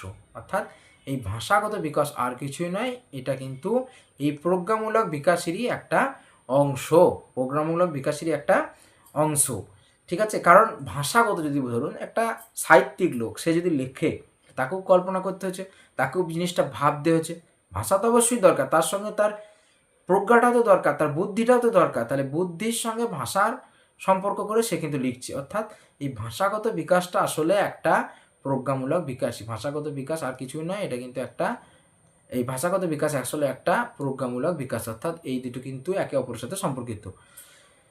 তাহলে এখানে কি বলছে? যে ভাষা শেখা, ব্যবহার করা, বোঝা, ভাষার দক্ষতা, হ্যাঁ, প্রয়োগ করা। এই যে কথা বলছি আমি, এই ভাষার যে দক্ষতা, কথা বলার জন্যে ল্যাঙ্গুয়েজ তো দরকার, ভাষা তো দরকার, তার সাথে কিন্তু প্রজ্ঞাটাও দরকার। কারণ আমি যে ভাষাটা প্রয়োগ করছি কোন জায়গায়, আমি যে কথাটা বলছি এই জায়গায় যদি আমি অন্য কিছু বলে দিই তাহলে তো জিনিসটা ঠিকঠাক দাঁড়াবে না, আপনাদের কাছে ঠিকঠাক পৌঁছাবে না, ঠিকঠাক কানেকশন হবে না। কি বলতে চাইছি, তাহলে আমি যে বোঝাচ্ছি জিনিসটা, যে কথাটা বলছি, সেই কথাটার সঙ্গেও কিন্তু প্রজ্ঞা জড়িত। কারণ সেই কথাটা বলার জন্য আমাকে ভাবতে হচ্ছে কী বলবো, এরপরে কী বলবো, যাতে করে বোঝানো যাবে। তাহলে এখানেও কিন্তু আমি কিন্তু ভাষার সাথে সাথে ভাষা প্রয়োগ করার যে ক্ষমতা, সেটা কিন্তু ভাষাগত বিকাশ, এবং সেটা প্রয়োগ করার ক্ষমতা যেটা, সেটা আসলে কি, সেটা তো বুদ্ধিভিত্তিকই। তা বুদ্ধিভিত্তিক মানে সেটা কিন্তু প্রজ্ঞামূলক বিকাশ। বোঝা গেল? এটাও কিন্তু তাহলে প্রজ্ঞামূলক বিকাশ আর ভাষাগত বিকাশ দুটোই কিন্তু একটা আরেকটার সাথে সম্পর্কিত। অর্থাৎ এই সি যেটা বলছি কগনিটিভ, এই কগনিটিভের মধ্যেই দুটোই পড়ছে। কগনিটিভ মানে প্রজ্ঞামূলক, আর ভাষাগত দুটোই কিন্তু সি এর মধ্যেই ইনক্লুড। ওকে, নেক্সট দেখো, নেক্সট যদি আমরা যাই, এবার আমরা আসবো প্রাক্ষবিক বা ইমোশনাল যেটা বললাম, এবং প্রাক্ষবিক সামাজিক এবং নৈতিক, এই তিনটে কিন্তু আমাদের এখানে পরপর একসাথেই করা আছে। দেখুন, প্রাক্ষবিক, সামাজিক এবং নৈতিক বিকাশ। প্রাক্ষবিক মানে আমরা কি বললাম, প্রাক্ষবিক মানে হচ্ছে ইমোশনাল ডেভেলপমেন্ট। খুব নাম শুনি, ছেলেটা খুব ইমোশন। তো ইমোশন কি, ইমোশন হচ্ছে নিজের আবেগকে চিনতে পারা এবং প্রকাশ করা এবং নিয়ন্ত্রণ করার ক্ষমতা। ঠিক আছে, নিজের আবেগ মানে আমার আবেগকে নিয়ন্ত্রণ করার যে ক্ষমতা, সেটাই হচ্ছে ইমোশন, বা প্রাক্ষবিক নিয়ন্ত্রণ করার যে ক্ষমতা, সেটাই হচ্ছে প্রাক্ষবিক ডেভেলপমেন্ট। মানে ঠিকঠাকভাবে আমার যে আবেগ, সেই আবেগকে বুঝে, মানে যা মাথায় এলো, যা রাগ হলো সঙ্গে সঙ্গে প্রকাশ করে দিলাম না, সেই রাগ কন্ট্রোল করা, সেটাই হচ্ছে সেই কন্ট্রোল করার ক্ষমতা যেটা, সেটাই হচ্ছে প্রাক্ষবিক বা ইমোশনাল ডেভেলপমেন্ট। ঠিক আছে, নিজের আবেগকে কন্ট্রোল করা, নিয়ন্ত্রণ করার যে ক্ষমতা, হ্যাঁ, নিয়ন্ত্রণ করার যে ক্ষমতা এবং চিনতে পারার যে ক্ষমতা, যে আমার এইরকম মানে জায়গাতে আমরা আছি, ইমোশনে আছি, কি আবেগ, সেই আবেগটাকে যদি সে বুঝতে পারে, তাহলে বুঝতে হবে তার প্রাক্ষবিক ডেভেলপমেন্ট কিন্তু হয়েছে, তার কিন্তু প্রাক্ষবিক ডেভেলপমেন্ট কিন্তু হয়েছে, যদি তার এই জিনিসটা সে বুঝতে পারে। ঠিক আছে, তাহলে তখন বুঝবো আমরা যে তার প্রাক্ষবিক ডেভেলপমেন্ট হয়েছে। অর্থাৎ ইমোশনাল বা প্রাক্ষবিক ডেভেলপমেন্ট বলতে যেটা আমরা বুঝলাম, সেটা হচ্ছে নিজের যে আবেগ, সেই আবেগকে চিনতে পারা এবং সেই আবেগকে নিয়ন্ত্রণ করার যে ক্ষমতা, এবং সামাজিক বিকাশের একটা অংশ হিসাবে এটা ধরা যেতে পারে। কারণ সে যদি তার আবেগকে ঠিকঠাকভাবে ইউজ করতে পারে, ঠিকঠাক জায়গায় নিয়ন্ত্রণ করতে পারে এবং সেটা সমাজে প্রয়োগ করতে পারে, সেটা সমাজের অনেক কাজে কিন্তু আসবে। নেক্সট যেটা আছে সেটা হচ্ছে সামাজিক বা সোশ্যাল ডেভেলপমেন্ট। সমাজের যে সমস্ত নিয়ম আছে, মূল্যবোধ আছে, চাহিদা আছে, সাথে নিজেকে মানিয়ে নেওয়া। মানে কেউ যদি সমাজের, যেমন সমাজের সিস্টেম, যে নীতি, সমাজের একটা সিস্টেম আছে, মানে যে নিয়মকানুন আছে, সেই নিয়মকানুনের বাইরে তো আমরা করতে পারি না। যেটা নিয়ম আছে তার বাইরে আমরা কিন্তু কোনো কাজ করতে পারবো না। ঠিক আছে, তার বাইরে যদি কাজ করেন তাহলে তা কী বলবে, অ্যান্টি সোশ্যাল বলবে, মানে সে একটা অ্যান্টি সোশ্যাল তকমা পেয়ে যাবে, সে অসামাজিক, এই কথাটা বলবে, সে অসামাজিক। অর্থাৎ আপনাকে সামাজিক জীব যদি হতে হয়, সমাজের সঙ্গে যদি ঠিকঠাকভাবে সমাজে বসবাস করতে হয়, তাহলে সমাজের যে রুলস রেগুলেশন, নিয়ম কানুন আছে, সেই নিয়ম কানুনগুলো মেনে চলতে হবে, এবং সেই নিয়মকানুন মেনে চলার যে ক্ষমতা বা ক্ষমতা বৃদ্ধি হওয়া, সেটাকেই বলে সামাজিক বিকাশ। হয়েছে, তাই এই সামাজিক বিকাশ যদি হয়, তবেই আপনি সমাজে ঠিকঠাকভাবে সুস্থভাবে কিন্তু সমাজের সঙ্গে সম্পর্ক বজায় রেখে থাকতে পারবেন। নেক্সট হচ্ছে নৈতিক বা মোরাল ডেভেলপমেন্ট। মোরাল আমরা প্রত্যেকটা গল্প শেষে একটা পড়ি না, মোরাল অফ দ্য স্টোরি। এটা হচ্ছে নৈতিক। কি বুঝলাম, নৈতিকতা কি আছে? নৈতিকতা বলতে সামাজিক বিকাশের এটি একটা অংশ, সামাজিক বিকাশের একটা অংশ। কারণ সামাজিক রুল রেগুলেশন আপনি যদি মেনে চলেন, তবেই আপনার নৈতিকতা আপনার মধ্যে আসবে। সঠিক এবং ভুলের মধ্যে পার্থক্য নিয়ন্ত্রণ করা হয়েছে, এবং সিদ্ধান্ত নেওয়া, মানে এটা যে ঠিক না এটা ভুল, সেটা যদি আপনি বোঝেন, তবেই আপনার কিন্তু নৈতিক জ্ঞান আসবে। আপনি সমাজের যে সমস্ত জিনিস আছে, মানে নৈতিকতা বলতে কি, ধরুন সমাজে অনেক জিনিস আছে, তো সমাজের যে জিনিসটা আপনি যদি মনে করেন যে এটা ঠিক, তো ঠিক। যদি মনে করেন যে এই জিনিসটা না ঠিক, এটা হওয়া উচিত নয়, তাহলে সেই সম্পর্কে যখন আপনি বক্তব্য পেশ করছেন যে এই জিনিসটা সমাজে থাকা ঠিক নয়, এটা পরিবর্তন করা উচিত, তার মানে আপনার নৈতিক বা মোরাল ডেভেলপমেন্ট হয়েছে। অর্থাৎ সমাজের যে সমস্ত নিয়ম কানুন, রীতি নিয়ম আছে, তাই সেইগুলোর ঠিক ভুল বোঝা এবং তার একটা সিদ্ধান্তে উপনীত হওয়া যে না, এই সমাজে এই জিনিসটা চলা উচিত নয়, আপনার এটা পরিবর্তন হওয়া উচিত, তখন সেইটা হচ্ছে আপনার নৈতিক বা মোরাল ডেভেলপমেন্ট। বোঝা গেল? তাহলে এগুলো দেখুন, পরপর আমরা প্রথমেই বলেছি বিকাশে প্রত্যেকটি মাত্রা যারা আছে, তারা সবাই একে অপরের সাথে কিন্তু সম্পর্কিত। এখানেও দেখুন যে প্রাক্ষবিক, সামাজিক, নৈতিক সবাই কিন্তু একে অপরের সঙ্গে। নৈতিক বলতে গেলে সমাজ চলে আসছে, প্রাক্ষবিক বলতে গেলে সমাজ চলে আসছে। কারণ বললাম কি, প্রাক্ষবিক যদি কারো বৃদ্ধি হয়, বিকাশ হয়, তাহলে তার কিন্তু সমাজের বিকাশের ক্ষেত্রে এটা কিন্তু এটি সমাজ বিকাশের কিন্তু একটা বড় অংশ, তাই না? তাহলে সবাই কিন্তু একটা আরেকটার সাথে সম্পর্কিত। টার্মগুলো নিশ্চয়ই বুঝতে পারলেন এবার, পাক্ষবিক কী, সামাজিক কী, নৈতিক কী, ঠিক আছে? টার্মগুলো জানলেই হবে, তাহলেই আপনার কোশ্চেন আরামসে করতে পারা যাবে। টার্মগুলো, ব্যাপারগুলো বুঝতে হবে। নেক্সট দেখুন, আমরা মাত্রা সবগুলো কমপ্লিট করলাম। এবার বিকাশের 5টা পর্যায়, বিকাশের 5টা পর্যায় মানে এজ অনুযায়ী, মানে আমাদের জন্মাবস্থা বা জন্মের আগে থেকে শুরু করে একদম মৃত্যু পর্যন্ত টোটাল যে লাইফ স্প্যান, যেটা যে জীবনকাল, সেই জীবনকালটাকে আমরা 5টা পর্যায়ে ভাগ করি। আমরা টোটাল 5টা পর্যায়ে ভাগ করি, ঠিক আছে? প্রথম পর্যায়ে যেটা হচ্ছে সেটা হচ্ছে প্রাক জন্ম বা প্রাক জন্মকাল, ঠিক আছে? এটা জন্মের 9 মাস আগে, জন্মের 9 মাস আগে এটা হচ্ছে প্রাক জন্মকাল। তারপর হচ্ছে শৈশব, শৈশব মানে হচ্ছে ইনফ্যান্সি, এটা হচ্ছে জন্ম থেকে শুরু করে 2 বছর অবধি, জন্ম থেকে শুরু করে 2 বছর অবধি। 5টা পর্যায়ে দেখে নেন। প্রথম হচ্ছে প্রাক জন্ম স্তর, অর্থাৎ জন্মের আগে, অর্থাৎ গর্ভ অবস্থায় থাকাকালীন যে স্তর, সেটাকে আমরা বলছি প্রাক জন্ম স্তর, হচ্ছে। নেক্সট যেটার মানে টাইম কতটা, 0 মাস থেকে 9 মাস, মানে 9 মাস আগে পর্যন্ত, জন্মের 9 মাস আগে পর্যন্ত যে টাইমটা চলছে সেটা হচ্ছে আপনার প্রাক জন্মস্তর। তারপর হচ্ছে দেখুন শৈশব, অর্থাৎ জন্ম থেকে শুরু করে 2 বছর অবধি, সেটা হচ্ছে শৈশব। নেক্সট হচ্ছে দেখুন প্রারম্ভিক বাল্যকাল, অর্থাৎ আর্লি চাইল্ডহুড। আর্লি চাইল্ডহুড হচ্ছে 2 থেকে 6 বছর, 2 থেকে, এই টাইমগুলো মনে রাখতে হবে, এই টাইমগুলো মনে রাখতে হবে। পরবর্তীকালে আমরা নেক্সট চ্যাপ্টার যখন পড়বো, আরও অনেক যেগুলো আমরা সাইকোলজিস্ট আছে যেগুলো, তাদের অনুযায়ী এইগুলো কিন্তু আবার তারা তাদের মতন করে নাম মানে ভাগ করেছে এবং এজগুলো ডিফারেন্স করেছে, কিন্তু জেনারেলি এইটা করা হয়েছে, মানে যেটা জেনারেলি যেটা আছে সেটা এইটা, এবং তারপরে সেগুলো ভাগ করলে একটা অ্যাডজাস্ট করে নেওয়া যাবে, মানে তাদের নিজস্ব মতবাদ অনুযায়ী তারা ভাগ করেছে, সেগুলো আমরা পরবর্তী চ্যাপ্টারে আলোচনা করব। একদম ডিটেলসে কিন্তু জিনিসটা জানতে হবে, তবেই সমস্ত কোশ্চেন কিন্তু করা যাবে। আমরা আগের দিন বলেছি যে 150-র মধ্যে আমরা 140+ টার্গেট করছি, তো আমাদেরকে ডিটেলসে করতে হবে, যেহেতু এক্সাম এখনই হবে না, এক্সাম অনেক দেরি আছে, কিন্তু আমাদেরকে এখন থেকে ইন্টেনশনালি কিন্তু শুরু করতে হবে। বোঝা গেল কি বললাম? তাহলে দেখুন, নেক্সট হচ্ছে প্রারম্ভিক বাল্যকাল বা আর্লি চাইল্ডহুড, যেটা 2 বছর থেকে 6 বছর অবধি হবে। নেক্সট হচ্ছে পরবর্তী বাল্যকাল বা লেটার চাইল্ডহুড, যেটা হচ্ছে 7 বছর থেকে 11 বছর অবধি। আর নেক্সট একদম লাস্ট কৈশোর বা অ্যাডোলেসেন্স, যেটা হচ্ছে 12 থেকে 19 বছর অবধি, 12 বছর থেকে 19 বছর অবধি। এই হলো টোটাল 5টা স্তর, টোটাল 5টা পর্যায় বা স্তর বিকাশের টোটাল 5টা স্তর, যেটা হচ্ছে প্রাক জন্মস্তর, শৈশব, প্রারম্ভিক বাল্যকাল, পরবর্তী বাল্যকাল এবং কৈশোর। এবার এইগুলো সম্পর্কে আমরা ডিটেলস একটু জেনে নেব, এবং এইগুলো কী কী পরিবর্তন হয় না হয় সেগুলোও আমরা একটু এখন জেনে নেব। নেক্সট দেখো, এবার আমরা একটা একটা করে এই যে পর্যায়গুলো বললাম, পর্যায়গুলো দেখে নিই। প্রথমে দেখুন প্রাক জন্মস্তর, যেটা বললাম প্রাক জন্মস্তর, যেটা জন্মের 9 মাস আগে পর্যন্ত, সেটা নিয়ে আমরা খুব একটা আলোচনা করি, কারণ সেটা খুব গুরুত্বপূর্ণ কিন্তু নয়, বা সেখানে যে বিকাশ ঘটে সেইগুলো কিন্তু লক্ষণীয় নয় আমাদের কাছে, সেহেতু মানে আমরা যেহেতু সেগুলোকে অবজার্ভও করতে পারি না, তো সেহেতু বিকজ এটা তো গর্ভাবস্থায় হয়, তো সেহেতু সেই জায়গাটা নিয়ে আমাদের পড়ার আলোচনার বিষয়বস্তু নয়। তো আমরা জন্মের পর থেকেই কিন্তু যে স্টেজগুলো আছে বা পর্যায়গুলো আছে সেগুলো নিয়ে আমরা আলোচনা করছি। তো প্রথমেই যেটা ছিল শৈশব বা ইনফ্যান্সি, 0 থেকে 2 বছরের মধ্যে।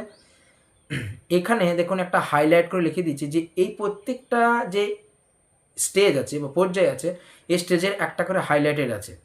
এটা হচ্ছে ইন্দ্রিয় হলো শিক্ষক, অর্থাৎ এই যে সময়কাল বা এই যে বয়স, এই বয়সে শিশু কিন্তু ইন্দ্রিয়র সাহায্যেই সব কিছু বোঝে, অর্থাৎ এই সময় সেন্সেস আর দ্য টিচার্স, মানে এখানে কিন্তু ইন্দ্রিয়, আমাদের পঞ্চ ইন্দ্রিয় আছে, এই ইন্দ্রিয়র মাধ্যমেই কিন্তু এরা কিন্তু সবসময় শেখে, এই ইন্দ্রিয়র মাধ্যমেই কিন্তু শেখে। আমরা যে পঞ্চ ইন্দ্রিয় জানি, তো পঞ্চ ইন্দ্রিয় 5টা ইন্দ্রিয়, সেই 5টা ইন্দ্রিয়র সাহায্যেই কিন্তু শিশু এই টাইমে কিন্তু শেখে, অর্থাৎ ইন্দ্রিয় হলো কিন্তু এই টাইমের শিক্ষক, ঠিক আছে?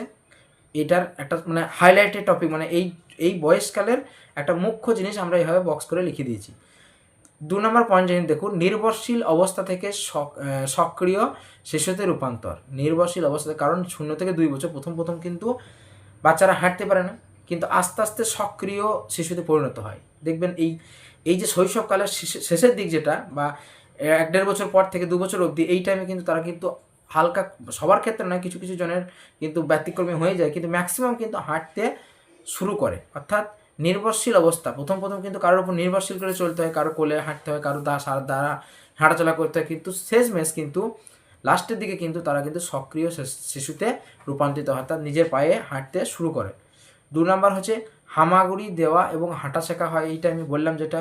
3 নম্বর পয়েন্ট হচ্ছে, এবার কি এই পয়েন্টগুলো মনে রাখবেন, আপনাদের কোনো একটা পয়েন্ট তুলে দেবে তো দিয়ে বলবে এটা কোন স্টেজের, এটা কোন স্টেজে, কোন স্তরের, শৈশবকাল, প্রারম্ভিক বাল্যকাল, বা পরবর্তী বাল্যকাল, না কিশোর অবস্থা, সেটা কিন্তু আপনাদেরকে জিজ্ঞাসা করবে। ঠিক আছে, দেখুন শারীরিক বৃদ্ধি হার এই সময় সব থেকে বেশি অবশ্যই শৈশবকাল, মানে 0 থেকে 2 বছর বয়সের মধ্যে শিশুর শারীরিক যে বৃদ্ধি সেটা সব থেকে বেশি হয় এই টাইমে, সব থেকে বেশি বৃদ্ধি হয় এই টাইমে, শারীরিক বৃদ্ধি কিন্তু সব থেকে বেশি হয় এই টাইমে। এবং ভাষার বিকাশ কিন্তু শুরু হয় প্রথম দেখবে বাবা মা এরকম কিছু কিছু সিঙ্গেল ওয়ার্ড বলে কিন্তু সে ভাষা কিন্তু এই টাইমে কিছুটা হলেও কিন্তু শুরু করে, ভাষা শিক্ষা কিন্তু শুরু হয়, অতটা বেশি শুরু না হলেও কিন্তু ভাষা শিক্ষা শুরু হয়। দেখবেন 2-4টে কথা বলতে শুরু করবে, 2-4টে মানে সিঙ্গেল কিছু মানে কথাবার্তার মাধ্যমে সে কিন্তু ভাষা শেখা কিন্তু শুরু করে। কিন্তু এখানে সব থেকে বেশি যেটা হয় সেটা হচ্ছে কি, এই টাইমে কিন্তু বৃদ্ধি সব থেকে বেশি হয়, এবং বৃদ্ধি সম্পর্কে আমরা খুব ভালো করে জেনে এসেছি। বৃদ্ধি হচ্ছে বিকাশেরই একটা অংশ, বৃদ্ধি যত বেশি হবে বিকাশও তত বেশি হবে, কারণ বিকাশ বৃদ্ধিকে বাদ দিয়ে কখনোই নয়, বিকাশের মধ্যেই কিন্তু বৃদ্ধি আছে। ঠিক আছে, বেশ, নেক্সট যেটা আছে দেখুন প্রারম্ভিক বাল্যকাল, পরবর্তী পর্যায়ে যেটা আছে 2 থেকে 6 বছর, এই টাইমে প্রাক বিদ্যালয় বয়স, অর্থাৎ এটাকে বলতে পারি আমরা প্রাক বিদ্যালয় বয়স, এই সময় কিন্তু বিদ্যালয়ে যাওয়ার ঠিক আগের বয়স হচ্ছে এই টাইম। 6 বছর পরে কিন্তু তারা স্কুল চলে যাবে, কিন্তু স্কুলের এখন যদিও 6 বছর আগে স্কুল চলে যাচ্ছে, যে এলকেজি, নার্সারি, এলকেজি, ইউকেজি, যেগুলো প্রি প্রাইমারি বলা হয়, প্রি প্রাইমারি, প্রাক প্রাথমিক, সে প্রাক প্রাথমিক কিন্তু এখন কিন্তু স্কুল যাচ্ছে। কিন্তু নর্মালি এইটা কিন্তু বিদ্যালয় যেটা আমরা বলি, বিদ্যালয়ে পড়াশোনার যে মেন অ্যাকচুয়াল টাইম সেটা হচ্ছে 1 বছর থেকে শুরু হয়, সেটা কিন্তু ক্লাস 1 থেকে শুরু হয়, 6 বছরের পর শুরু হয়। ঠিক আছে, তো সেইটাই হচ্ছে আপনার পরবর্তী বাল্যকাল যেটা হবে। কিন্তু প্রারম্ভিক বাল্যকাল যেটা 2 থেকে 6 বছর, সেই টাইমে কিন্তু প্রাক বিদ্যালয় বয়স, অর্থাৎ বিদ্যালয়ে যাওয়ার আগের সময়। ঠিক আছে, এটা কিন্তু খেলনার বয়স, এই টাইমে কিন্তু টয় এজও বলা হয়, এই টাইমকে সবসময় কিন্তু বাচ্চারা খেলনার সঙ্গে থাকতে ভালো করে, এবং শিশুরা আত্মকেন্দ্রিক হয়। আত্মকেন্দ্রিক বলতে তারা নিজের মানে সেলফ সেন্টার্ড আর কি, আত্মকেন্দ্রিক, এগোসেন্ট্রিক হয়, মানে তারা যেটা বুঝবে সেটাই ঠিক, তারা কিন্তু মানে নিজেরটাই বুঝবে আর কি। মানে কোনো একটা যদি ধরুন কোনো একটা বাচ্চার কোনো একটা খেলনা ভেঙে গেছে বা খেলনা আনতে হবে, তো তার গার্জেন যে সিচুয়েশন থেকে খুব খারাপ কিছু পরিস্থিতি থেকে ধরুন বাড়িতে ফিরলো, কিন্তু সে বাচ্চারা কিন্তু সেসব বুঝবে না, সে কিন্তু সেই খেলনাটা নিয়েই বলবে যে আমার খেলনাটা কোথায় গেল, সে খেলনাটা কোথায় আছে, আমার খেলনাটা আসেনি কেন, সে কিন্তু সেইটা নিয়ে কিন্তু মানে আবদার করতে থাকবে, কারণ সে কিন্তু এই টাইমে আত্মকেন্দ্রিক, অর্থাৎ তার জিনিসটাই বুঝবে, ইগোসেন্ট্রিক, সে কিন্তু তার জিনিস ছাড়া বাকি জিনিস কিছু বুঝবেই না। মানে বাকি কী পরিস্থিতিতে আছে বা তার গার্জেন কী পরিস্থিতি থেকে এলো, সে কিন্তু তখন ওসব কিছু বোঝে না, সে কিন্তু আত্মকেন্দ্রিক, মানে তারটাই বুঝবে, ওর যেহেতু খেলনাটা দরকার, ওর খেলনাটাই দরকার, ও কিন্তু ওইটা নিয়েই কথা বলতে যাবে, বাকি কিছু নিয়ে কিন্তু তার ভূক্ষেপ থাকবে না, অর্থাৎ এই টাইমে কিন্তু আত্মকেন্দ্রিক হয়, অর্থাৎ ইগোসেন্ট্রিক হয়। নেক্সট হচ্ছে প্রথাগত স্কুলে যায় না, যদিও এখন বললাম প্লে স্কুল যেটা বলি আমরা, এবং সেটা বলা হয় নার্সারি, এলকেজি, ইউকেজিগুলোকে মানে প্লে স্কুলই বলা হয়, প্লে ক্লাসও বলা হয় এগুলোকে।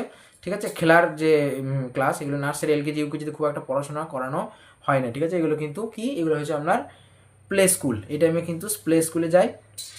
ভাষা বিকাশের জন্য এটা কিন্তু অত্যন্ত সংবেদনশীল। এখানে দেখুন ভাষা বিকাশ যা স্টার্ট করেছিল, কিন্তু এখানে কিন্তু ভাষা বিকাশ কিন্তু প্রচুর ইম্পর্টেন্ট একটা জায়গা হচ্ছে এখানে। ভাষা বিকাশ জন্য খুবই এটা সেন্সিটিভ জায়গা, এখানে কিন্তু ভাষা বিকাশ খুবই বেশি পরিমাণে হয়। ঠিক আছে, নেক্সট দেখুন তারপরে যে পর্যায়গুলো আছে, তারপরে পরবর্তী বাল্যকাল 7 থেকে 11 বছর, এখানে দেখুন গ্যাং এজ, অর্থাৎ এই 7 থেকে 11 বছরের মধ্যে বাচ্চারা কিন্তু একটা দলে থাকতে পছন্দ করে, সব দেখবেন একটা দল পাকাবে, ওদের একটা টিম সব নিজে মানে ও ওই দলে স্কুলে গিয়েও এরকম করবে যে ওরা ওই টিমের, আমরা এই টিমের, খাবে টিফিন খাবেও দেখবেন একসঙ্গে, ওরা কাজ করবে একসঙ্গে, অর্থাৎ এখানে দলগত যে টেন্ডেন্সি, দলগত বয়স বলা হয় এটাকে, দলগতভাবে থাকতে কিন্তু মানে চেষ্টা করে। তারপর হচ্ছে সমস্যামূলক বয়স, এই টাইমে কিন্তু বিভিন্ন রকম সমস্যায় কিন্তু ওরা পড়বে। ঠিক আছে, দেখুন প্রথাগত বা প্রাথমিক বিদ্যালয়ে প্রথম প্রবেশ করে এই বয়সে।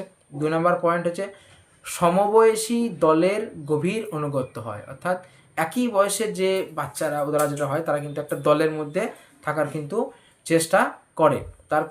তারপরের পয়েন্ট হচ্ছে সৃজনশীল ক্ষমতার বিকাশ হয়। সৃজনশীল জিনিসটা কি আরও ডিটেলস আমরা পরে আলোচনা করব। সৃজনশীলকে আমরা ইংরেজিতে একটা কথা শুনি ক্রিয়েটিভিটি, ইংরেজিতে আমরা একটা কথা শুনি ক্রিয়েটিভিটি। ক্রিয়েটিভিটি মানে হচ্ছে আপনার সৃজনশীল, ক্রিয়েটিভ বাচ্চা বলে না, ক্রিয়েটিভিটি মানে ক্রিয়েটিভিটি আর বুদ্ধিমত্তা কিন্তু আলাদা জিনিস। অনেক জিনিস যে অনেক বাচ্চা দেখবেন ক্রিয়েটিভ হয়, মানে তারা স্কুল যেতে পছন্দ করে না, পড়তে পছন্দ করে না, বাট তারা কিন্তু ক্রিয়েটিভ হয়, তারা খুব আঁকতে পছন্দ করে, তারা এমন একটা কিছু লিখতে পছন্দ করে। হ্যাঁ, অনেক দেখবেন পড়াশোনা করে না কিন্তু তারা কিন্তু ভিডিওগ্রাফি ফটো করতে, মানে ফটোগ্রাফারে কিন্তু ভালো ফটোগ্রাফার, কিন্তু তারা পড়াশোনা করে না, দে আর ক্রিয়েটিভ, তারা কিন্তু সৃজনশীল, তারা কিন্তু বুদ্ধিমান নয়। হ্যাঁ, এমন নয় না সৃজনশীল হলে কিছুটা বুদ্ধিমানই হয়, কিন্তু বুদ্ধিমান হলেই যে সৃজনশীল হবে তার গ্যারান্টি নেই। হ্যাঁ, বুদ্ধিমান হতেই পারে, তার কাছে অনেক বুদ্ধি আছে, সে অনেক বুদ্ধি করতে পারে, অঙ্ক করতে পারছে, কিন্তু সৃজনশীলতা একটা আলাদা জিনিস। সৃজনশীলতা একটা আলাদা জিনিস, ঠিক আছে। সৃজনশীলতা হচ্ছে সে একটা নির্দিষ্ট টপিকের উপর তার ইন্টারেস্ট থাকবে, সেইটা সে খুব ভালো করে করতে হবে, সে একটা আলাদা রকমভাবে সেটাকে উপস্থাপন করতে হবে, সেটা হচ্ছে তার সেই যে বুদ্ধি, সেটা হচ্ছে তার সৃজনশীলতা। অর্থাৎ এই বয়সে কিন্তু সৃজনশীল ক্ষমতার কিন্তু বিকাশ শুরু হয়। নিশ্চয়ই সৃজনশীলতা ব্যাপারটা বুঝলেন, পরে আমরা পরবর্তী টপিক যখন আসবে সৃজনশীলটা আরও ভালো করে আমরা আলোচনা করব, ঠিক আছে। নেক্সট দেখুন কৈশোর, যেটা 11 থেকে 19 বছর, এটা পরিচয় সংকট, এই টাইমে আইডেন্টিটি ক্রাইসিসের টাইম, এটা ঝড়ঝঞ্ঝার সময়কালও বলা হয়। আছে স্ট্যানলি হল বলে একজন সাইকোলজিস্ট এই টাইমকে কৈশোর হলো একটা ঝড় ঝঞ্ঝার সময় বলেছেন। তো এটা প্রশ্ন আসতে পারে যে ঝড় ঝঞ্ঝার কাল কোন, মানে মানুষ মানে বিকাশের কোন স্তরকে ঝড় ঝঞ্ঝার স্তর বলা হয়, সেটা হচ্ছে কৈশোর বা অ্যাডোলেসেন্ট, 12 থেকে যেটা 19 বছর পর্যন্ত যার এক্সপানশন, ঠিক আছে। এবং এটা পরিচয় আইডেন্টিটি ক্রাইসিস, মানে এই টাইমে কিন্তু বাচ্চারা কিন্তু নিজের পরিচয় সংকটে কিন্তু ভোগে, ঠিক আছে। তারা কিন্তু সমাজের কাছে নিজেদের কি পরিচয় সেটা কিন্তু তারা সংকটে কিন্তু ভোগে। তো নেক্সট দেখুন যে পয়েন্টটা বলেছে, শিশু থেকে পূর্ণবয়স্ক মানুষের রূপান্তরিত হওয়া সবচেয়ে জটিল পর্যায়, মানে বাচ্চা থেকে কিন্তু এবার আস্তে আস্তে তারা সমাজে ঢুকছে, লাইফে ঢুকছে এই টাইমটাতে, অ্যাডোলেসেন্ট পিরিয়ডে। নেক্সট হচ্ছে বিমূর্ত এবং যৌক্তিক চিন্তাকতার বিকাশ। বিমূর্ত চিন্তাভাবনা মানে অ্যাবস্ট্রাক্ট চিন্তাভাবনা, মানে মূর্ত চিন্তাভাবনা, বিমূর্ত মানে হচ্ছে যেটা আর কি, মানে একটা অন্যরকমভাবে ভাবা বিমূর্ত। যেমন আমাদের অঙ্ক কিন্তু একটা বিমূর্ত, অঙ্ক হচ্ছে কিন্তু একটা বিমূর্ত জিনিস। যেটাকে বিমূর্ত বলতে, যেটাকে আপনি মানে বিমূর্ত বলতে কী বুঝবো, যেটাকে আপনি দেখতে পারবেন না। মানে আপনি যদি একটা চিন্তাভাবনা করেন যে আমি বোর্ডে লিখছি, বোর্ডটা আমি দেখতে পাচ্ছি, কিন্তু বিমূর্ত চিন্তাভাবনা হচ্ছে যে আপনি যেটাকে স্পর্শ করতে পারবেন না, অথচ সেটা নিয়ে ভাবনা, মানে অলিক কল্পনা যেটা বলে, সেটা হচ্ছে বিমূর্ত বা অ্যাবস্ট্রাক্ট থিঙ্কিং, ঠিক আছে। এবং যৌক্তিক চিন্তা, যুক্তি, লজিক্যাল থিঙ্কিং কিন্তু এই টাইমে বাড়ে। নেক্সট যে পয়েন্টটা বলেছে দেখুন, মারাত্মক শারীরিক, সামাজিক এবং ব্যক্তিগত পরিবর্তনের সাথে মানিয়ে নেওয়ার লড়াই। এই টাইমে কিন্তু ফিজিক্যালি বহু রকমের কিন্তু পরিবর্তন হয় এই অ্যাডোলেসেন্ট পিরিয়ডে, এবং তাদের সঙ্গে সেই সমস্ত পরিবর্তনকে মানিয়ে নেওয়াটা কিন্তু খুবই একটা বড় লড়াই হয়ে যায় এই এজে, তাই না। এখানে বহুত কিছু পরিবর্তন হয় শারীরিকভাবে, ফিজিক্যালি অনেক কিন্তু পরিবর্তন হয়, এবং সেই পরিবর্তনের সঙ্গে নিজেকে মানিয়ে নেওয়াটা একটা কিন্তু বড় চ্যালেঞ্জ হয়ে যায় এই পিরিয়ডের মধ্যে। নেক্সট যেটা আছে দেখুন, নেক্সট যে পয়েন্টটা আছে সেটা হচ্ছে বিকাশের মূল নীতি। তো প্রথমে আমরা বিকাশের মাত্রা পড়লাম, বিকাশের পর্যায় পড়লাম, এবার আমরা পড়ব বিকাশের মূল নীতিগুলি কী কী। বিকাশের মূল নীতি, প্রথম নীতি হচ্ছে ধারাবাহিকতার নীতি। তো আপনারা এবার জাস্ট পয়েন্টগুলো পড়লেই জাস্ট বুঝতে পারবেন যে কী ব্যাপার। ধারাবাহিকতা অর্থাৎ কন্টিনিউটি। বিকাশ কিন্তু একটা নির্দিষ্ট এরকম নয় যে বিকাশ কিন্তু মাতৃজটা অর্থাৎ মাতৃগর্ভ অবস্থা থেকে কবর পর্যন্ত চলতে, কখনো থেমে থাকে না। বিকাশ কিন্তু কখনো থেমে যাবে না, বলেছি বিকাশ কখনো থেমে যাবে না, বিকাশকে কখনো ব্যাক করা যাবে না, রিভার্সিবল নয়, ঠিক আছে। বিকাশ কিন্তু ধারাবাহিকতার নীতি মেনে চলে, অর্থাৎ ধারাবাহিকভাবে কিন্তু একদম জন্ম থেকে বা জন্মের গর্ভ অবস্থা থেকে একদম মৃত্যু পর্যন্ত কিন্তু বিকাশ হতে থাকে। 2 নম্বর হচ্ছে সাধারণ থেকে নির্দিষ্ট, জেনারেল টু স্পেসিফিক। সাধারণ থেকে কিন্তু নির্দিষ্ট দিকে কিন্তু এটা কিন্তু হয়, সাধারণ থেকে নির্দিষ্ট, যেটা আমরা সবসময়, যেটা এখনই একটা বললাম যে সূক্ষ্ম পেশিজ চলন, আর একটা বললাম না এখনই একটু আগে বোঝালাম, দেখবেন সূক্ষ্ম পেশিজ চলন আর একটা স্থূল পেশিজ চলন। তো সবসময় দেখবেন স্থূল থেকে সূক্ষ্ম দিকে যায়, এটা হবে না, স্থূল থেকে সূক্ষ্ম দিকে যায়, স্থূল থেকে সূক্ষ্ম দিকে যায়, কখনোই সূক্ষ্ম থেকে স্থূল। কারণ দেখবেন যে কোনো বিকাশ যেটা হয়, আমরা হাঁটা চলা দ্বারা বাচ্চারা প্রথমে হাঁটতে চলতে দৌড়তে পারে, প্রথমে কি লিখতে পারে? তাদের পেন ধরতে অনেক সময় লাগে, অনেকটা এজ হওয়ার পর তারা কিন্তু ঠিকঠাকভাবে পেনটা ধরতে পারে। তাও দেখবেন প্রথম দিকে পেন হাতের লেখা ঠিকঠাক হয় না, পেন হাতের লেখা ঠিক হয় না, ভালো হয় না। তারপরে আস্তে আস্তে আস্তে আস্তে সে কিন্তু পেনের অর্থাৎ সূক্ষ্ম পেশিজ চলন, যেটা বললাম ছোট পেশির যে চলন, যে পেশির যে বিকাশ, সেটা কিন্তু পরবর্তীতে হয়, আস্তে আস্তে হয়। অর্থাৎ যে স্থূল অবস্থা সেটা কিন্তু প্রথমে হয়, তারপরে সূক্ষ্ম হয়।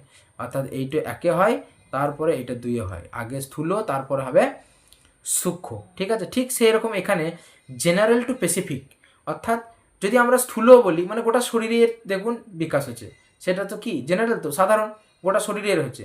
সেখান থেকে যখন স্পেসিফিক বা নির্দিষ্ট করে যাব, তখন স্পেসিফিক মানে কি আমাদের এই আঙুলের যখন ধরার কাজ বলছে, তখন কিন্তু সেটা স্পেসিফিক, গোটা শরীরের কাছ থেকে কিন্তু স্পেসিফিকে আসছে। অর্থাৎ শিশুর প্রথম সাধারণ প্রতিক্রিয়া দেখায় পরে নির্দিষ্ট দিকে। যেমন নবজাতক প্রথমে পুরো শরীর দিয়ে কাঁদে, মানে যখন একটা বাচ্চা দেখবেন বাচ্চা বয়সে যখন কাঁদে হাত পা ছড়িয়ে একদম বিশালভাবে কাঁদতে শুরু করবে, কিন্তু পরবর্তীকালে একটু একটু করে বাড়লে, যখন বয়স বাড়বে একটু বড় হবে, তখন কিন্তু কাঁদবে, চোখ দিয়েই জল পড়বে, তখন হাত পা কিন্তু আর ছুটবে না, তাই না? তাহলে দেখুন একটু জেনারেল থেকে স্পেসিফিক হচ্ছে। প্রথমে কিন্তু জেনারেল ছিল, মানে গোটা শরীর ও কিন্তু ইনভলভ করছিল কাঁদার সময়, হাত পা ছুড়ে একদম সাংঘাতিকভাবে কান্নাকাটি করছে, ঠিক আছে। কিন্তু যখন সে আস্তে আস্তে আস্তে আস্তে যখন বিকাশ হচ্ছে, তার বিকাশ যখন মানে বাড়ছে আস্তে আস্তে, বিকাশ কিন্তু যখন এগিয়ে যাচ্ছে, তখন কিন্তু সে কিন্তু আর জেনারেলি মানে গোটা শরীর ইউজ করবে না, সে কিন্তু শুধু কান্নার জন্য যে অঙ্গটা দরকার চোখটাই কিন্তু শুধু ইউজ করবে। তখন কিন্তু নির্দিষ্টভাবে চোখ সে বুঝতে পারছে যে চোখটাই শুধু কান্নার জন্য ইউজ হবে, গোটা শরীর কিন্তু এখানে ব্যবহার করার প্রয়োজন নেই, ঠিক আছে। তো এইটাই হচ্ছে বিকাশ, কিন্তু সবসময় সাধারণ থেকে নির্দিষ্ট দিকে যায়, নিশ্চয়ই ভালো বুঝতে পেরেছেন। নেক্সট হচ্ছে ব্যক্তিগত বৈষম্য, ইন্ডিভিজুয়াল ডিফারেন্সেস। বিকাশ কিন্তু প্রত্যেক ব্যক্তির ক্ষেত্রে সমান নয়, বিকাশ কিন্তু সবার ক্ষেত্রে সমান নয়। বংশগতি এবং পরিবেশ এর মিথস্ক্রিয়ার জন্যেই কিন্তু বিকাশ হয়। অর্থাৎ বংশগতি এবং বংশগতি যেটা বলি, একটা হচ্ছে বংশগতি আর একটা হচ্ছে পরিবেশ। বংশগতি ইনটু পরিবেশ, এই দুটোকে মিলেই কিন্তু আমাদের বিকাশ হয়। একটু পরে আমরা আলোচনা করব যে বংশগতি এবং পরিবেশ, অর্থাৎ সে জেনেটিক্যালি যে পরিমাণ তার বিকাশের সম্ভাবনা আছে, যে সম্ভাবনাটা আছে, তার সঙ্গে পরিবেশেরও কিছু এফেক্ট থাকবে।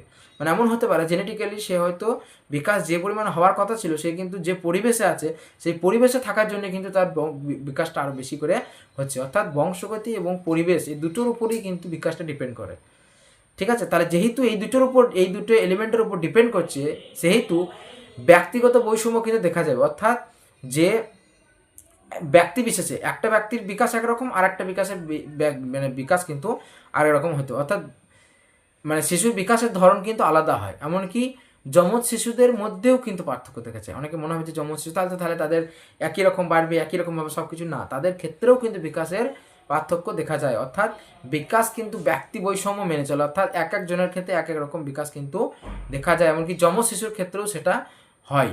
নেক্সট হচ্ছে দেখো অভিন্ন প্যাটার্ন, অর্থাৎ ইউনিফর্ম প্যাটার্ন। যদিও বিকাশের ক্ষেত্রে একটা ব্যক্তিগত বৈষম্য দেখা যায়, যে ব্যক্তি বিশেষে এই ব্যক্তির একরকম বিকাশ, ওই ব্যক্তির একরকম বিকাশ, কিন্তু তাদের প্রত্যেকের মধ্যে কিন্তু একটা ইউনিফর্ম প্যাটার্ন কিন্তু দেখা যায়, তাই কি না? একটা নির্দিষ্ট প্যাটার্ন থাকে। দেখুন যেমন সব শিশুরাই কিন্তু আগে মাথা বিকশিত হয়, তারপরে আস্তে আস্তে শরীরের নিচের দিকগুলো বিকশিত হয়। এটা কিন্তু কারোর ক্ষেত্রে পায়ের দিকটা আগে বিকশিত হবে তারপর মাথার দিকটা হবে, তা নয়। প্রত্যেক শিশুরই কিন্তু আগে মাথার দিকটা বিকশিত হয়, তারপর কিন্তু বিকশিত হয় পায়ের দিকটা, ঠিক আছে, বিকশিত হয়, এবং তারপর বাকি অংশগুলো বিকশিত হয়। তো এইভাবে কিন্তু বিকাশের যে একটা প্যাটার্ন ফলো করে, কিন্তু যে এই প্যাটার্নটা কিন্তু মানে ব্যক্তি বিশেষে কিন্তু আলাদা হবে না, প্যাটার্নটা কিন্তু একই, যে সবার ক্ষেত্রেই যেভাবে বিকাশটা হয় সেই একটা রাস্তা কিন্তু ফলো করবে সবার ক্ষেত্রেই, কিন্তু কম বেশি হতে পারে, যে এর ক্ষেত্রে একটু বেশি হলো, ওর ক্ষেত্রে একটু কম হলো। অর্থাৎ ব্যক্তিগত বৈষম্য থাকতে পারে, কিন্তু প্যাটার্ন কিন্তু অভিন্ন। বোঝা গেল? এটা গেল, এই সমস্তগুলো হলো নীতি। আরও অনেক নীতি আছে, যে নীতিগুলো আমরা আলোচনা করবো। এটা 1 নম্বর পর্ব দেখুন, এরপরে আরও অনেক পর্ব আছে। নেক্সট দেখুন নীতি 5 নাম্বার নীতি, যেটা হচ্ছে বিকাশের অভিমুখ। বিকাশের অভিমুখ 4টে নীতি আমরা বুঝলাম। 5 নাম্বার নীতি বলছে যে অভিমুখ, বিকাশ হয় কোন দিকে। দেখুন আমরা দু রকমভাবে বিকাশকে বলেছি, এর উপর কোয়েশ্চেন আছে, এই টপিকটা কিন্তু ইম্পর্ট্যান্ট, এর উপর কিন্তু কোয়েশ্চেন সিটেটে বহুবার এসছে। তো এখানে বিকাশের দেখুন দু রকম আমরা কিন্তু এখানে অভিমুখ দেখতে পাই। অভিমুখ মানে বুঝেন তো, দিক, কোন দিকে যাবে বিকাশ, কোন দিক থেকে কোন দিকে হবে। তো একটা হচ্ছে দেখুন এখানে সেফালোকডাল বা মস্তক থেকে নিম্নভূমিকি, মস্তক থেকে মাথা থেকে শুরু করে নিচের দিকে আসছে, মাথা থেকে শুরু করে নিচের দিকে আসছে, এখান থেকে শুরু করে নিচের দিকে আসছে, তখন সেটাকে আমরা বলবো মস্তক থেকে নিম্নভূমিকি, অর্থাৎ সেফালোকডাল বলে, এটাকে ইংরেজিতে বলে সেফালোকডাল। মানে মস্তক থেকে শুরু করে বিকাশ, দেখুন ব্লু কালারে যেটা দেওয়া আছে নীল রঙের, এইভাবে কিন্তু আস্তে আস্তে বিকাশ মাথা থেকে শুরু করে নিচের দিকে আসে। অর্থাৎ আমরা প্যাটার্নের ক্ষেত্রে বললাম যে বিকাশ কিন্তু সবসময় একটা নির্দিষ্ট প্যাটার্ন মেনটেন করে, অর্থাৎ বিকাশ প্রথমে মাথার দিকটা হবে, তারপর আস্তে আস্তে নিচের দিকটা বাড়বে। তো এই প্যাটার্নটা কিন্তু সবার ক্ষেত্রেই ফলো করবে, ঠিক আছে? তো প্যাটার্নটা একই রকম। তাহলে সেফালোকডাল বা মস্তক থেকে নিম্নভূমিকি ক্রম হতে পারে 1 নাম্বার, এটা একটা হতে পারে। নিম্নভূমিকি মানে মাথার দিকটা প্রথমে বাড়বে, বৃদ্ধি বিকাশ হবে, তারপর আস্তে আস্তে পায়ের নিচের দিকটা বিকাশ হবে। আর একটা হচ্ছে প্রক্সিমোডিস্টাল, প্রক্সিমোডিস্টাল বা কেন্দ্র প্রান্তিক, প্রান্ত মানে কি শেষের দিক, মানে একদম প্রান্ত বিন্দু বলি না, শেষের দিক। তো কেন্দ্র থেকে প্রান্তর দিকে, কেন্দ্র থেকে শুরু করবে, এখানে কেন্দ্র থেকে শুরু করলো, দিয়ে দেখুন এই যে অরেঞ্জ কালার দেওয়া আছে, আস্তে আস্তে এইভাবে চারিদিকে, অর্থাৎ কেন্দ্র থেকে শুরু করে চারিদিকে এইভাবে ছড়িয়ে পড়বে, কেন্দ্র থেকে শুরু করে চারিদিকে কিন্তু ছড়িয়ে পড়বে। এরকমভাবে যখন হবে সেটাকে বলবো প্রক্সিমোডিস্টাল বা কেন্দ্র থেকে প্রান্তর দিকে, কেন্দ্র থেকে যখন প্রান্তর দিকে যাবে তখন সেটাকে আমরা বলবো প্রক্সিমোডিস্টাল বা কেন্দ্র থেকে প্রান্তভিমুখী বিকাশ। অর্থাৎ বিকাশের অভিমুখ আমরা দুরকম হতে পারে, একটা হচ্ছে মাথা থেকে নিচের দিকে, মস্তক থেকে নিম্নভূমিকি বা সেফালোকডাল, আর একটা প্রক্সিমোডিস্টাল বা কেন্দ্র থেকে প্রান্তর দিকে। কিন্তু এই দুরকম বিকাশ কিন্তু আমাদের মানে বিকাশের দুরকম অভিমুখ হতে পারে, একটা হচ্ছে মাথা থেকে নিচের দিকে, আর একটা হচ্ছে কেন্দ্র থেকে চারিদিকে, এটা কিন্তু হতে পারে। বিকাশের অভিমুখ হলে 5 নাম্বার নীতি। নেক্সট যেটা আছে দেখুন বিকাশের মূল নীতি, মানে পর্ব 2। 1 নম্বর পর্বে আমরা 5টা নীতি পড়লাম, এবার 2 নম্বর পর্বে আমরা আরও কিছু নীতি কিন্তু জানবো। দেখুন 6 নম্বর নীতি যেটা বলছে সবসময় সমন্বয় সাধনের নীতি, যেটা আমরা অনেক আগে বলেছি, সমন্বয় সাধনের নীতি বা ইন্টিগ্রেশন বা সমন্বয় সাধনের নীতি বলতে যে সম্পূর্ণ অংশ থেকে ক্ষুদ্র অংশে যাওয়া এবং পরে সেই নির্দিষ্ট প্রতিক্রিয়াগুলোকে একত্রিত করার কাজ করা, সমন্বয় সাধন। আমরা সবসময় বলেছি দেখুন বিকাশ কি হয়, বিকাশ কিন্তু সবসময় কোন দিক থেকে যায়, সাধারণ থেকে নির্দিষ্ট দিকে, সবসময় কোন দিকে যায়, সাধারণ থেকে কোন দিকে যায়, নির্দিষ্ট দিকে যায়, তাই না? একটা সাধারণ থেকে নির্দিষ্ট দিকে যায়, মানে স্থূল থেকে কোন দিকে যায়, স্থূল থেকে সূক্ষ্ম দিকে যায়, মানে গোটা শরীরের থেকে আঙুলের দিকে যায়, সাধারণ থেকে নির্দিষ্ট দিকে যায়। তাহলে প্রথম আমরা কি হয়, প্রথম আমরা বললাম সাধারণ থেকে নির্দিষ্ট দিকে কিন্তু আমাদের বিকাশ হয়, এবং নির্দিষ্ট প্রতিক্রিয়াগুলোকে একত্রিত করে আমরা কিন্তু কাজ করি, সাধারণ থেকে নির্দিষ্ট দিকে যাই এবং নির্দিষ্ট যে প্রতিক্রিয়াগুলো এলো সেইগুলোকে সমন্বিত করে কিন্তু আমরা কাজটাকে সম্পূর্ণ করি। অর্থাৎ বিকাশের যে ধাপগুলো আছে, স্তরগুলো আছে, তারা মানে যে মাত্রাগুলো আছে, সেই মাত্রাগুলোর মধ্যে সবসময় কিন্তু একটা সমন্বয় সাধন করেই কাজ হয়, ঠিক আছে? নেক্সট হচ্ছে আন্তঃসম্পর্কের নীতি। মানে সমন্বয় সাধন এবং আন্তঃসম্পর্ক আলাদা জিনিস, কিন্তু সমন্বয় সাধন মানে একটার সঙ্গে আর একটা, মানে ধরুন সাধারণ থেকে নির্দিষ্ট গেল তো, এবং নির্দিষ্টগুলোকে আবার একত্রিত করে আমরা কাজটা করছি, অর্থাৎ দুটো জিনিসের মধ্যে কিন্তু একটা ব্রিজের মতো কাজ করছে, মানে ওইটাকেও নিলাম আমারটাকেও নিলাম, ওরও কিছু হলো এরও কিছু হলো, এইভাবে কিন্তু আমরা কাজটাকে আগিয়ে নিয়ে যাচ্ছি। আর আন্তঃসম্পর্ক যে জিনিসগুলো আছে, যেমন শারীরিক, মানসিক, সামগ্রিক বিকাশ, এই যে সব মাত্রাগুলো আছে, এই জিনিসটা কিন্তু আমরা আগেই আলোচনা করেছি, যে মাত্রাগুলো আছে তার মাত্রাগুলো সবাই কিন্তু একজন আরেকজনের সঙ্গে সম্পর্কিত, বোঝা গেল? সমন্বয় সাধনটা আলাদা জিনিস, কিন্তু সমন্বয় সাধন মানে একজন আরেকজনের সাথে সবসময় একটা সমন্বয় রেখে চলবে, ঠিক আছে? আর আন্তঃসম্পর্কের নীতি কিন্তু আলাদা জিনিস। আন্তঃসম্পর্ক হচ্ছে যে মাত্রাগুলো আছে সেই মাত্রাগুলো সবাই সবার সাথে সম্পর্কযুক্ত, ঠিক আছে? নেক্সট হচ্ছে পরিণমন এবং শিক্ষণের নীতি। এটা আমরা আগেই বলেছি, পরিণমন মানে ম্যাচুরেশন এবং লার্নিং, ম্যাচুরেশন হলেই তবে কিন্তু লার্নিং হবে, অর্থাৎ উভয়ই কিন্তু অত্যন্ত গুরুত্বপূর্ণ। শিশুর যদি শারীরিক বা মানসিক পরিণমন না ঘটে তবে কোনো কিছুই শিখতে সে পারবে না। অর্থাৎ পরিণমন এবং শিক্ষণ এই দুটো কিন্তু খুবই গুরুত্বপূর্ণ বিকাশের ক্ষেত্রে। অর্থাৎ কোনো একটা বাচ্চার যদি পরিণমন অর্থাৎ ম্যাচিউরিটি না আসে, তাহলে সে তার শারীরিক ম্যাচিউরিটি যদি না আসে, পরিণমন যদি না ঘটে, তাহলে সে কিচ্ছুই শিখতে পারবে না। অর্থাৎ শিখতে গেলে ম্যাচিউরিটি দরকার, ম্যাচিউরিটি হলেই তবে কিন্তু সে শিখতে পারবে। অর্থাৎ পরিণমন এবং ম্যাচিউরিটি কিন্তু পরস্পর সম্পর্ক যুক্ত, ঠিক আছে? নেক্সট দেখুন 10 নম্বর নীতি, বিকাশ কিন্তু রৈখিক নয়। বিশাল ইম্পর্টেন্ট প্রশ্ন। বিকাশ কিন্তু কখনোই লিনিয়ার লয়, মানে লিনিয়ার লয়, এটা কিন্তু একটা স্পাইরাল, এইভাবে কিন্তু চলে, কখনোই কিন্তু এটা এরকম লাইন মানে লিনিয়ার নয়, এটা কিন্তু কখনোই এভাবে লাইনে অনুযায়ী যাবে না, এটা কিন্তু এইভাবে স্পাইরালের মতন ঘুরতে ঘুরতে যাবে। কারণ কি, বিকাশ এরকম নয় যে বিকাশ কিন্তু সবসময় সামনের দিকে এগিয়ে যাবে, এরকম নয়, বা নির্দিষ্ট সময়ে শিশু দ্রুত ধরুন সামনের দিকে অগ্রসর হবে, এরকম হয় না। মানে বিকাশ যে রৈখিক নয়, মানে বিকাশ যে সামনের দিকেই একটা এগিয়ে যাবে এরকম হয় না। বিকাশ কখনো কখনো বেশি হতে পারে। দেখুন নির্দিষ্ট দিকে একটা শিশু দ্রুত সামনের দিকে অগ্রসর হয়, আবার যখন দেখুন সামনের দিকে অগ্রসর হয়, আবার কখনো কখনো বিশ্রাম বা একত্রীকরণ, আবার কিছু কিছু সময় এরপর অর্জিত বিকাশকে সে সুসংগত করবে এবং কিছুটা পিছিয়ে পড়বে। তাহলে যেগুলো বিকাশগুলো হলো সেই বিকাশগুলো সে যখন আবার সুসংগত করবে, এক জায়গায় করবে, তখন কিন্তু তার বিকাশটা একটু কিন্তু থমকে যাবে, সে কিন্তু তার বিকাশটা কিন্তু একটু থমকে যাবে, তখন কিন্তু আবার একটু কমে যাবে বিকাশ। মানে বিকাশ তো রিভার্সেবল নয়, কিন্তু বিকাশের যে হার, বিকাশের যেটা হার সেটা কিন্তু একটু কম হবে। বিকাশ যেটা তাহলে কখনো কখনো বেশি হবে, কখনো কিন্তু কম হবে, এইভাবে কিন্তু স্পাইরাল হইতে কখনো বাড়বে কখনো কমবে, এইভাবে কিন্তু স্পাইরাল হইতে যাবে। অর্থাৎ যেটা বুঝলাম এখান থেকে, যে বিকাশ কখনো একটা নির্দিষ্ট, শিশুর বিকাশ কখনো সরল রেখা বা সোজা সামনের দিকে এগিয়ে যায় না। শিশুর বিকাশ কিন্তু সামনের দিকে একবার এগোবে, আবার কখনো বিশ্রাম করবে, তখন কিন্তু একত্রীকরণ করবে বা সংঘবদ্ধ করবে, তখন আবার একটু থমকে যাবে, তারপর আবার কিন্তু আবার একটু বেশির দিকে যাবে। তাহলে কখনো কমবে কখনো আবার বাড়বে, কখনো কমবে কখনো বাড়বে, এইভাবে কিন্তু সর্পিল আকার বা স্পাইরাল অবস্থাতে কিন্তু বিকাশ যায়। বিকাশ কখনোই সরাসরি সরলরেখা বরাবর হয় না। নেক্সট দেখুন যেটা আছে 11 নম্বর নীতি যেটা আছে, প্রাথমিক বিকাশের অসীম গুরুত্ব। প্রাথমিক বিকাশের অসীম গুরুত্ব, জীবনের পরবর্তী বছরগুলোর তুলনায় প্রারম্ভিক বাল্যকালের অভিজ্ঞতা শিশুর বিকাশে সবচেয়ে প্রভাব ফেলে। তাহলে বলে না যে শিশুর যে প্রারম্ভিক বাল্যকাল, অর্থাৎ প্রারম্ভিক বাল্যকালের যে বয়স, যেটা বলেছিলাম যে প্রারম্ভিক বাল্যকালের যে বয়স, সেই প্রারম্ভিক বাল্যকালের মধ্যে কিন্তু যে বিকাশটা ঘটে সেইটা সারা জীবনের তুলনায় সব থেকে গুরুত্বপূর্ণ হচ্ছে সেই টাইমের যে বিকাশটা।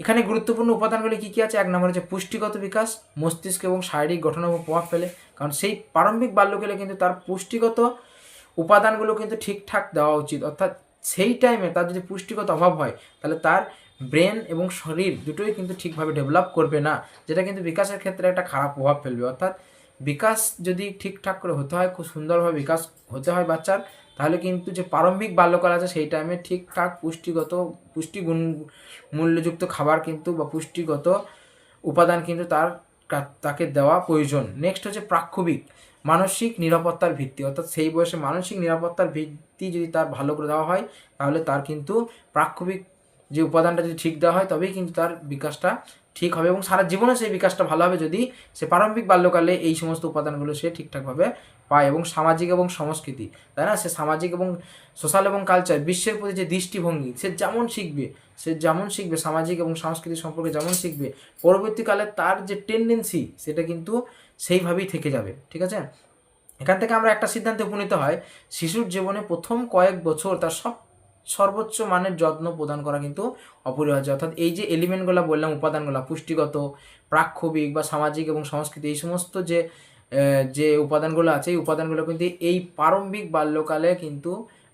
বাল্যকালের যে বয়স বলছে, এই বয়সে কিন্তু তাদের দেওয়া অত্যন্ত গুরুত্বপূর্ণ, কারণ এই টাইমটা সব থেকে ভাইটাল। এরপরে সেই টাইমে যদি আপনি ল্যাক হয়, সেই টাইমে যদি খারাপ হয়, এই সমস্ত উপাদানগুলির ঘাটতি হয়, তাহলে কিন্তু সারা জীবনে তার কিন্তু প্রভাব পড়বে, তার মস্তিষ্কগত, শারীরিকগত, প্রাক্ষবিক, মানসিক, সামাজিক সমস্ত বিকাশের ক্ষেত্রে কিন্তু তার প্রভাব পড়বে। অর্থাৎ প্রারম্ভিক বাল্যকাল কিন্তু একটা সবথেকে গুরুত্বপূর্ণ সময়, সেই টাইমে কিন্তু যথেষ্ট যত্ন কিন্তু প্রদান করা দরকার। নেক্সট দেখুন বিকাশের ভিত্তি বা বংশগতি। আমরা আগেই বলেছি যে বংশগতির সাথে বিকাশের কিন্তু একটা বিরাট সম্পর্কিত আছে।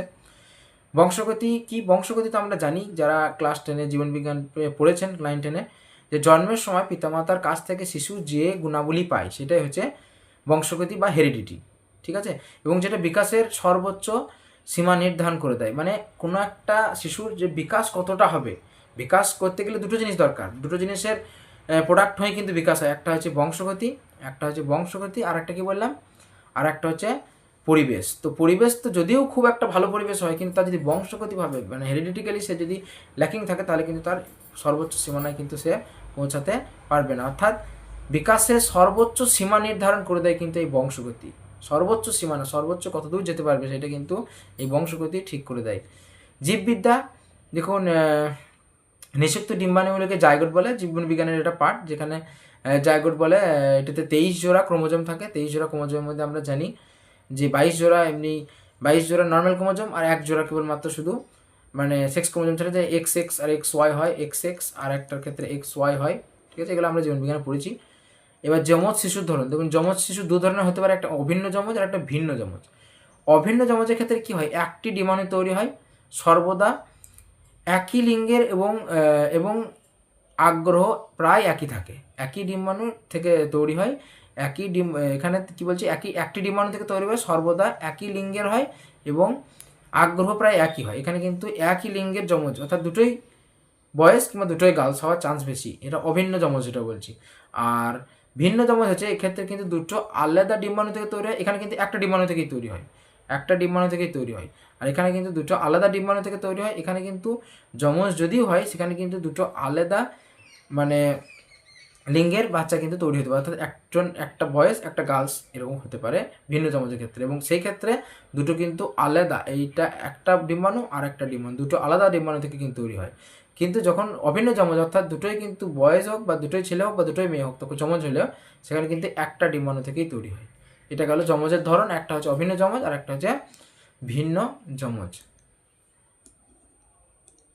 নেক্সট দেখুন, বিকাশের উপর পরিবেশের কি প্রভাব, সেটা আমরা অলরেডি একটু আলোচনা করেছি। পরিবেশ কি, পরিবেশ হচ্ছে একজন ব্যক্তি জিন বাদে তার চারপাশে সব কিছু হলো পরিবেশ। জিন মানে তো হেরিডিটি চলে এলো, মানে পূর্বোক্ত জেনারেশন থেকে যেটা পাই সেটা বাদে বাকি সব কিছুই হলো আমাদের পরিবেশ। ঠিক আছে, এই পরিবেশগত উপাদানগুলির মধ্যে কী কী আছে, ভৌত পরিবেশ, সামাজিক প্রকৃতি, তারপর সাংস্কৃতিক ও নৈতিক পরিবেশ, প্রাক্ষবিক শক্তি, এই সমস্তগুলো কিন্তু আমাদের পরিবেশের উপাদান। ঠিক আছে, এই পরিবেশের উপাদানের ক্ষেত্রে দেখুন শিক্ষকের একটা ভূমিকা আছে। একজন শিক্ষক সর্বদা সর্বোত্তম পরিবেশ প্রদানের চেষ্টা করতে হবে যাতে শিশু অন্তর্নিহিত ক্ষমতাগুলি বিকশিত হতে পারে। এবার দেখুন কেন এই কথাটা বলা হচ্ছে, যে পরিবেশ মানে এরকম ভেবেন না যে পরিবেশ মানে আমরা ভূগোলে যেমন পড়ি যে চারপাশের যে জিনিস সেটাই পরিবেশ, না। এখানে সাইকোলজিতে পরিবেশ বলতে কিন্তু শুধুমাত্র যে ফিজিক্যাল পরিবেশ, ওটা ফিজিক্যাল হলো, বা সামাজিক বলতে ফিজিক্যাল হলো, তারপর সামাজিক পরিবেশ আছে, নৈতিক পরিবেশ আছে, কালচার আছে, ঠিক আছে, ইমোশন আছে। তো সেই সমস্ত কিছু পরিবেশকেই তার কাছে কিন্তু মানে একটা শিশুর কাছে কিন্তু ঠিকঠাক সব ভালো, সব সেই সমস্ত কিছু পরিবেশে কিন্তু পরিবেশের উপাদানগুলিও কিন্তু তার কাছে শিক্ষকের উচিত ভালো করে মানে ভালো দেওয়া আর কি। ঠিক আছে, ভালো প্রদান করা, ভালো পরিবেশ প্রদান করা। কারণ যদি এগুলোর মধ্যে কোনো একটা না হয়, কোনো একটা বাচ্চা যদি ঠিকঠাক পরিবেশ না পায়, সব কিছু যদি ঠিকঠাক না পায়, তবে কিন্তু তার বিকাশ স্বয়ংসম্পূর্ণ হবে না। বা সে যদি ঠিকঠাক পরিবেশ না পায়, তাহলে কিন্তু তার যে যে অন্তর্নিহিত যে ক্ষমতা, বাচ্চার মধ্যে যে অন্তর্নিহিত ক্ষমতা, সেটা কিন্তু প্রকাশ করতে পারবে না, তাই না? তোমরা ক্লাসে যদি টিচার এরকম করে সারাক্ষণ, মানে এরকম যদি পরিবেশ না দেয়, তাকে যদি ঠিকঠাক মানে যদি বলতে না দেওয়া হয়, তাকে যদি সবসময় টিচার যদি বকাঝকা করে, তাহলে কী হবে, সে বলতে পারবে না। তাহলে তার মধ্যে যে ক্রিয়েটিভিটি আছে, তার মধ্যে যে অন্তর্নিহিত ক্ষমতা আছে, মানে কী বিষয়ে তার ক্ষমতা আছে, হতে পারে সে পড়াশোনা কম পাচ্ছে, অঙ্ক ভালো কম পাচ্ছে, কিন্তু কোনো একটা জিনিস আছে তার মধ্যে কিন্তু সেটা আছে, কিন্তু সেটা যদি টিচার সেই সুযোগটা না দেয়, সেই পরিবেশটা তৈরি না করে দেয়, তাহলে সেই ক্ষমতাটা বেরিয়ে আসবে না। তাহলে শিক্ষকের সবসময় প্রয়োজন তাকে কিন্তু মানে সর্বদা সর্বোত্তম পরিবেশ কিন্তু প্রদান করা উচিত, যাতে তার অন্তর্নিহিত ক্ষমতাগুলি কিন্তু বিকশিত হয় এবং প্রকাশ পায়। ঠিক আছে, নেক্সট লাস্ট যে উডওয়ার্থ একটা সাইকোলজিস্ট, যার ওনার মতে যে মানব সম্ভাবনার গুণফল হচ্ছে হেরিডিটি এবং পরিবেশ। এটা অলরেডি আমরা আগেই বলেছি, এই দুটোকে যদি গুণ করি তাহলেই আমরা ডেভেলপমেন্ট পাবো। অর্থাৎ হেরিডিটিকে যদি আমরা একটা বীজের সঙ্গে তুলনা করি, এনভায়রনমেন্টটাকে যদি আমরা পরিবেশ, সূর্যের আলো, মাটি, জল এগুলোর সঙ্গে তুলনা করি, এই দুটো মিশবে, তবেই কিন্তু গাছটা ঠিকঠাক বিকাশ হবে। অর্থাৎ হেরিডিটি এবং এনভায়রনমেন্ট দুটোই কিন্তু একটা আর একটার সঙ্গে সম্পর্কিত বটে, এবং তাদের মধ্যে যদি সমন্বয় ঘটে, তবেই কিন্তু ডেভেলপমেন্ট বা বিকাশ কিন্তু ঠিকঠাকভাবে ঘটবে। অর্থাৎ আমরা যদি কোনো একটা বীজকে হেরিডিটির সঙ্গে তুলনা করি, আর এনভায়রনমেন্টটা পরিবেশ অর্থাৎ সূর্যলোক, মাটি, জল এদের সঙ্গে তুলনা করি, এই দুটোর একসাথে সমন্বয় ঘটবে, গুণ হবে, তবেই কিন্তু আমরা ভালো একটা বিকশিত গাছ পাবো, অর্থাৎ বিকাশ কিন্তু হবে। তাহলে এখান থেকে এই ফর্মুলাটা বলতে পারে যে হেরিডিটি গণিত এনভায়রনমেন্ট, অর্থাৎ এখানে বংশগতি ক্রস পরিবেশ সমান হচ্ছে বিকাশ। ঠিক আছে, বেশ। মনস্তত্ত্ববিদ উডওয়ার্থের মতে এখানে যেটা বলেছে, মতে বিকাশ কেবল বংশগতি এবং পরিবেশের যোগফল নয়, এটি দুটোর গুণফল হচ্ছে, বা এরকম বলে দিতে পারে যে এটা কি গুণফল না যোগফল, মানে বিকাশটা বংশগতি এবং পরিবেশের গুণফল না যোগফল, সেটা বলে দিতে পারে, কিন্তু এটা হচ্ছে গুণফল। এবং কে বলেছিল এটা? মনস্তিদ উডওয়ার্থ, হচ্ছে সাইকোলজিস্ট উডওয়ার্থ। বেশ, শিক্ষাগত তাৎপর্য এটার, এই দুই উপাদানের জ্ঞান শিক্ষাবিদদের ব্যক্তিগত বৈষম্য বুঝতে সাহায্য করে। ঠিক আছে, ব্যক্তিগত বৈষম্য মানে ধরুন বারবার বলছি, পরিবেশ যদি ভালো হয় তার সঙ্গে তার হেরিডিটিক্যালি কোনো সমস্যা আছে কিনা সেটাও কিন্তু বোঝা যাবে এটার মাধ্যমে। যেহেতু জিন পরিবর্তন করা যায় না, শিক্ষকের মূল দায়িত্ব হলো একটি আদর্শ এবং বৈষম্যহীন পরিবেশ তৈরি করা, যেখানে প্রতিটি শিক্ষার্থী তার সর্বোচ্চ সম্ভাবনায় পৌঁছায়। এটা আগেই বলেছি, এবং তাকে সমস্ত পরিবেশ ভালো করে দিতে হবে। এবং যেহেতু দেখুন দুটোর গুণফল বিকাশ, সেহেতু এইটা কিন্তু কখনোই পরিবর্তন করা সম্ভব নয়, কারণ সে যেটা পূর্বত্ব জেনারেশনের কাছ থেকে যে বংশগতি বা যে হেরিডিটি নিয়ে এসছে সেটা কিন্তু আমাদের হাতে আর নেই, সেটা পাল্টানো সম্ভব নয়, কিন্তু এইটা কিন্তু পাল্টানো সম্ভব, পরিবেশ কিন্তু পাল্টানো সম্ভব। তাই আদর্শ শিক্ষকের দায়িত্ব হবে যে একটা বৈষম্যহীন পরিবেশ তৈরি করে দেওয়া, যাতে তার পরিবেশটা যেন ঠিকঠাক তৈরি করে দেওয়া হয়, বৈষম্যহীন পরিবেশ তৈরি করে দেওয়া, যাতে কিন্তু সে এখানে কমতি থাকলেও কিন্তু সে তার বিকাশটা কিন্তু সর্বোচ্চ করতে পারে। তো এটাই অনেকটা ভিডিও লেন্থ হয়ে গেছে, তো আমরা নেক্সট আজকে আর কোয়েশ্চেনের দিকে এগোচ্ছি না। তো প্রত্যেকটি টপিক পড়বেন, মানে যেটা বললাম ভিডিওটা স্কিপ করে গেলে কিছু বুঝতে যাবে না, কারণ সাইকোলজি আমরা আগের দিনই বলেছিলাম সিডিপির উপরে 80 মার্কস আছে, টোটাল 150-র মধ্যে কিন্তু সিডিপির উপরে নয়, টোটাল শিক্ষাবিজ্ঞান মানে সিডিপি মানে চাইল্ড ডেভেলপমেন্ট আর পেডাগোগি, আর যেটা বলেছিলাম আর একটা pedagogy, child development and pedagogy, আর শুধু পেডাগোগি যেটা হয়, সাবজেক্টিভ পেডাগোগি যেটা হয়, সেই দুটো মিলে কিন্তু 80 মার্কস আছে। তো এইটার উপরে 30 আছে, এটা আমরা আগের দিন অলরেডি আলোচনা করেছি কি না আছে।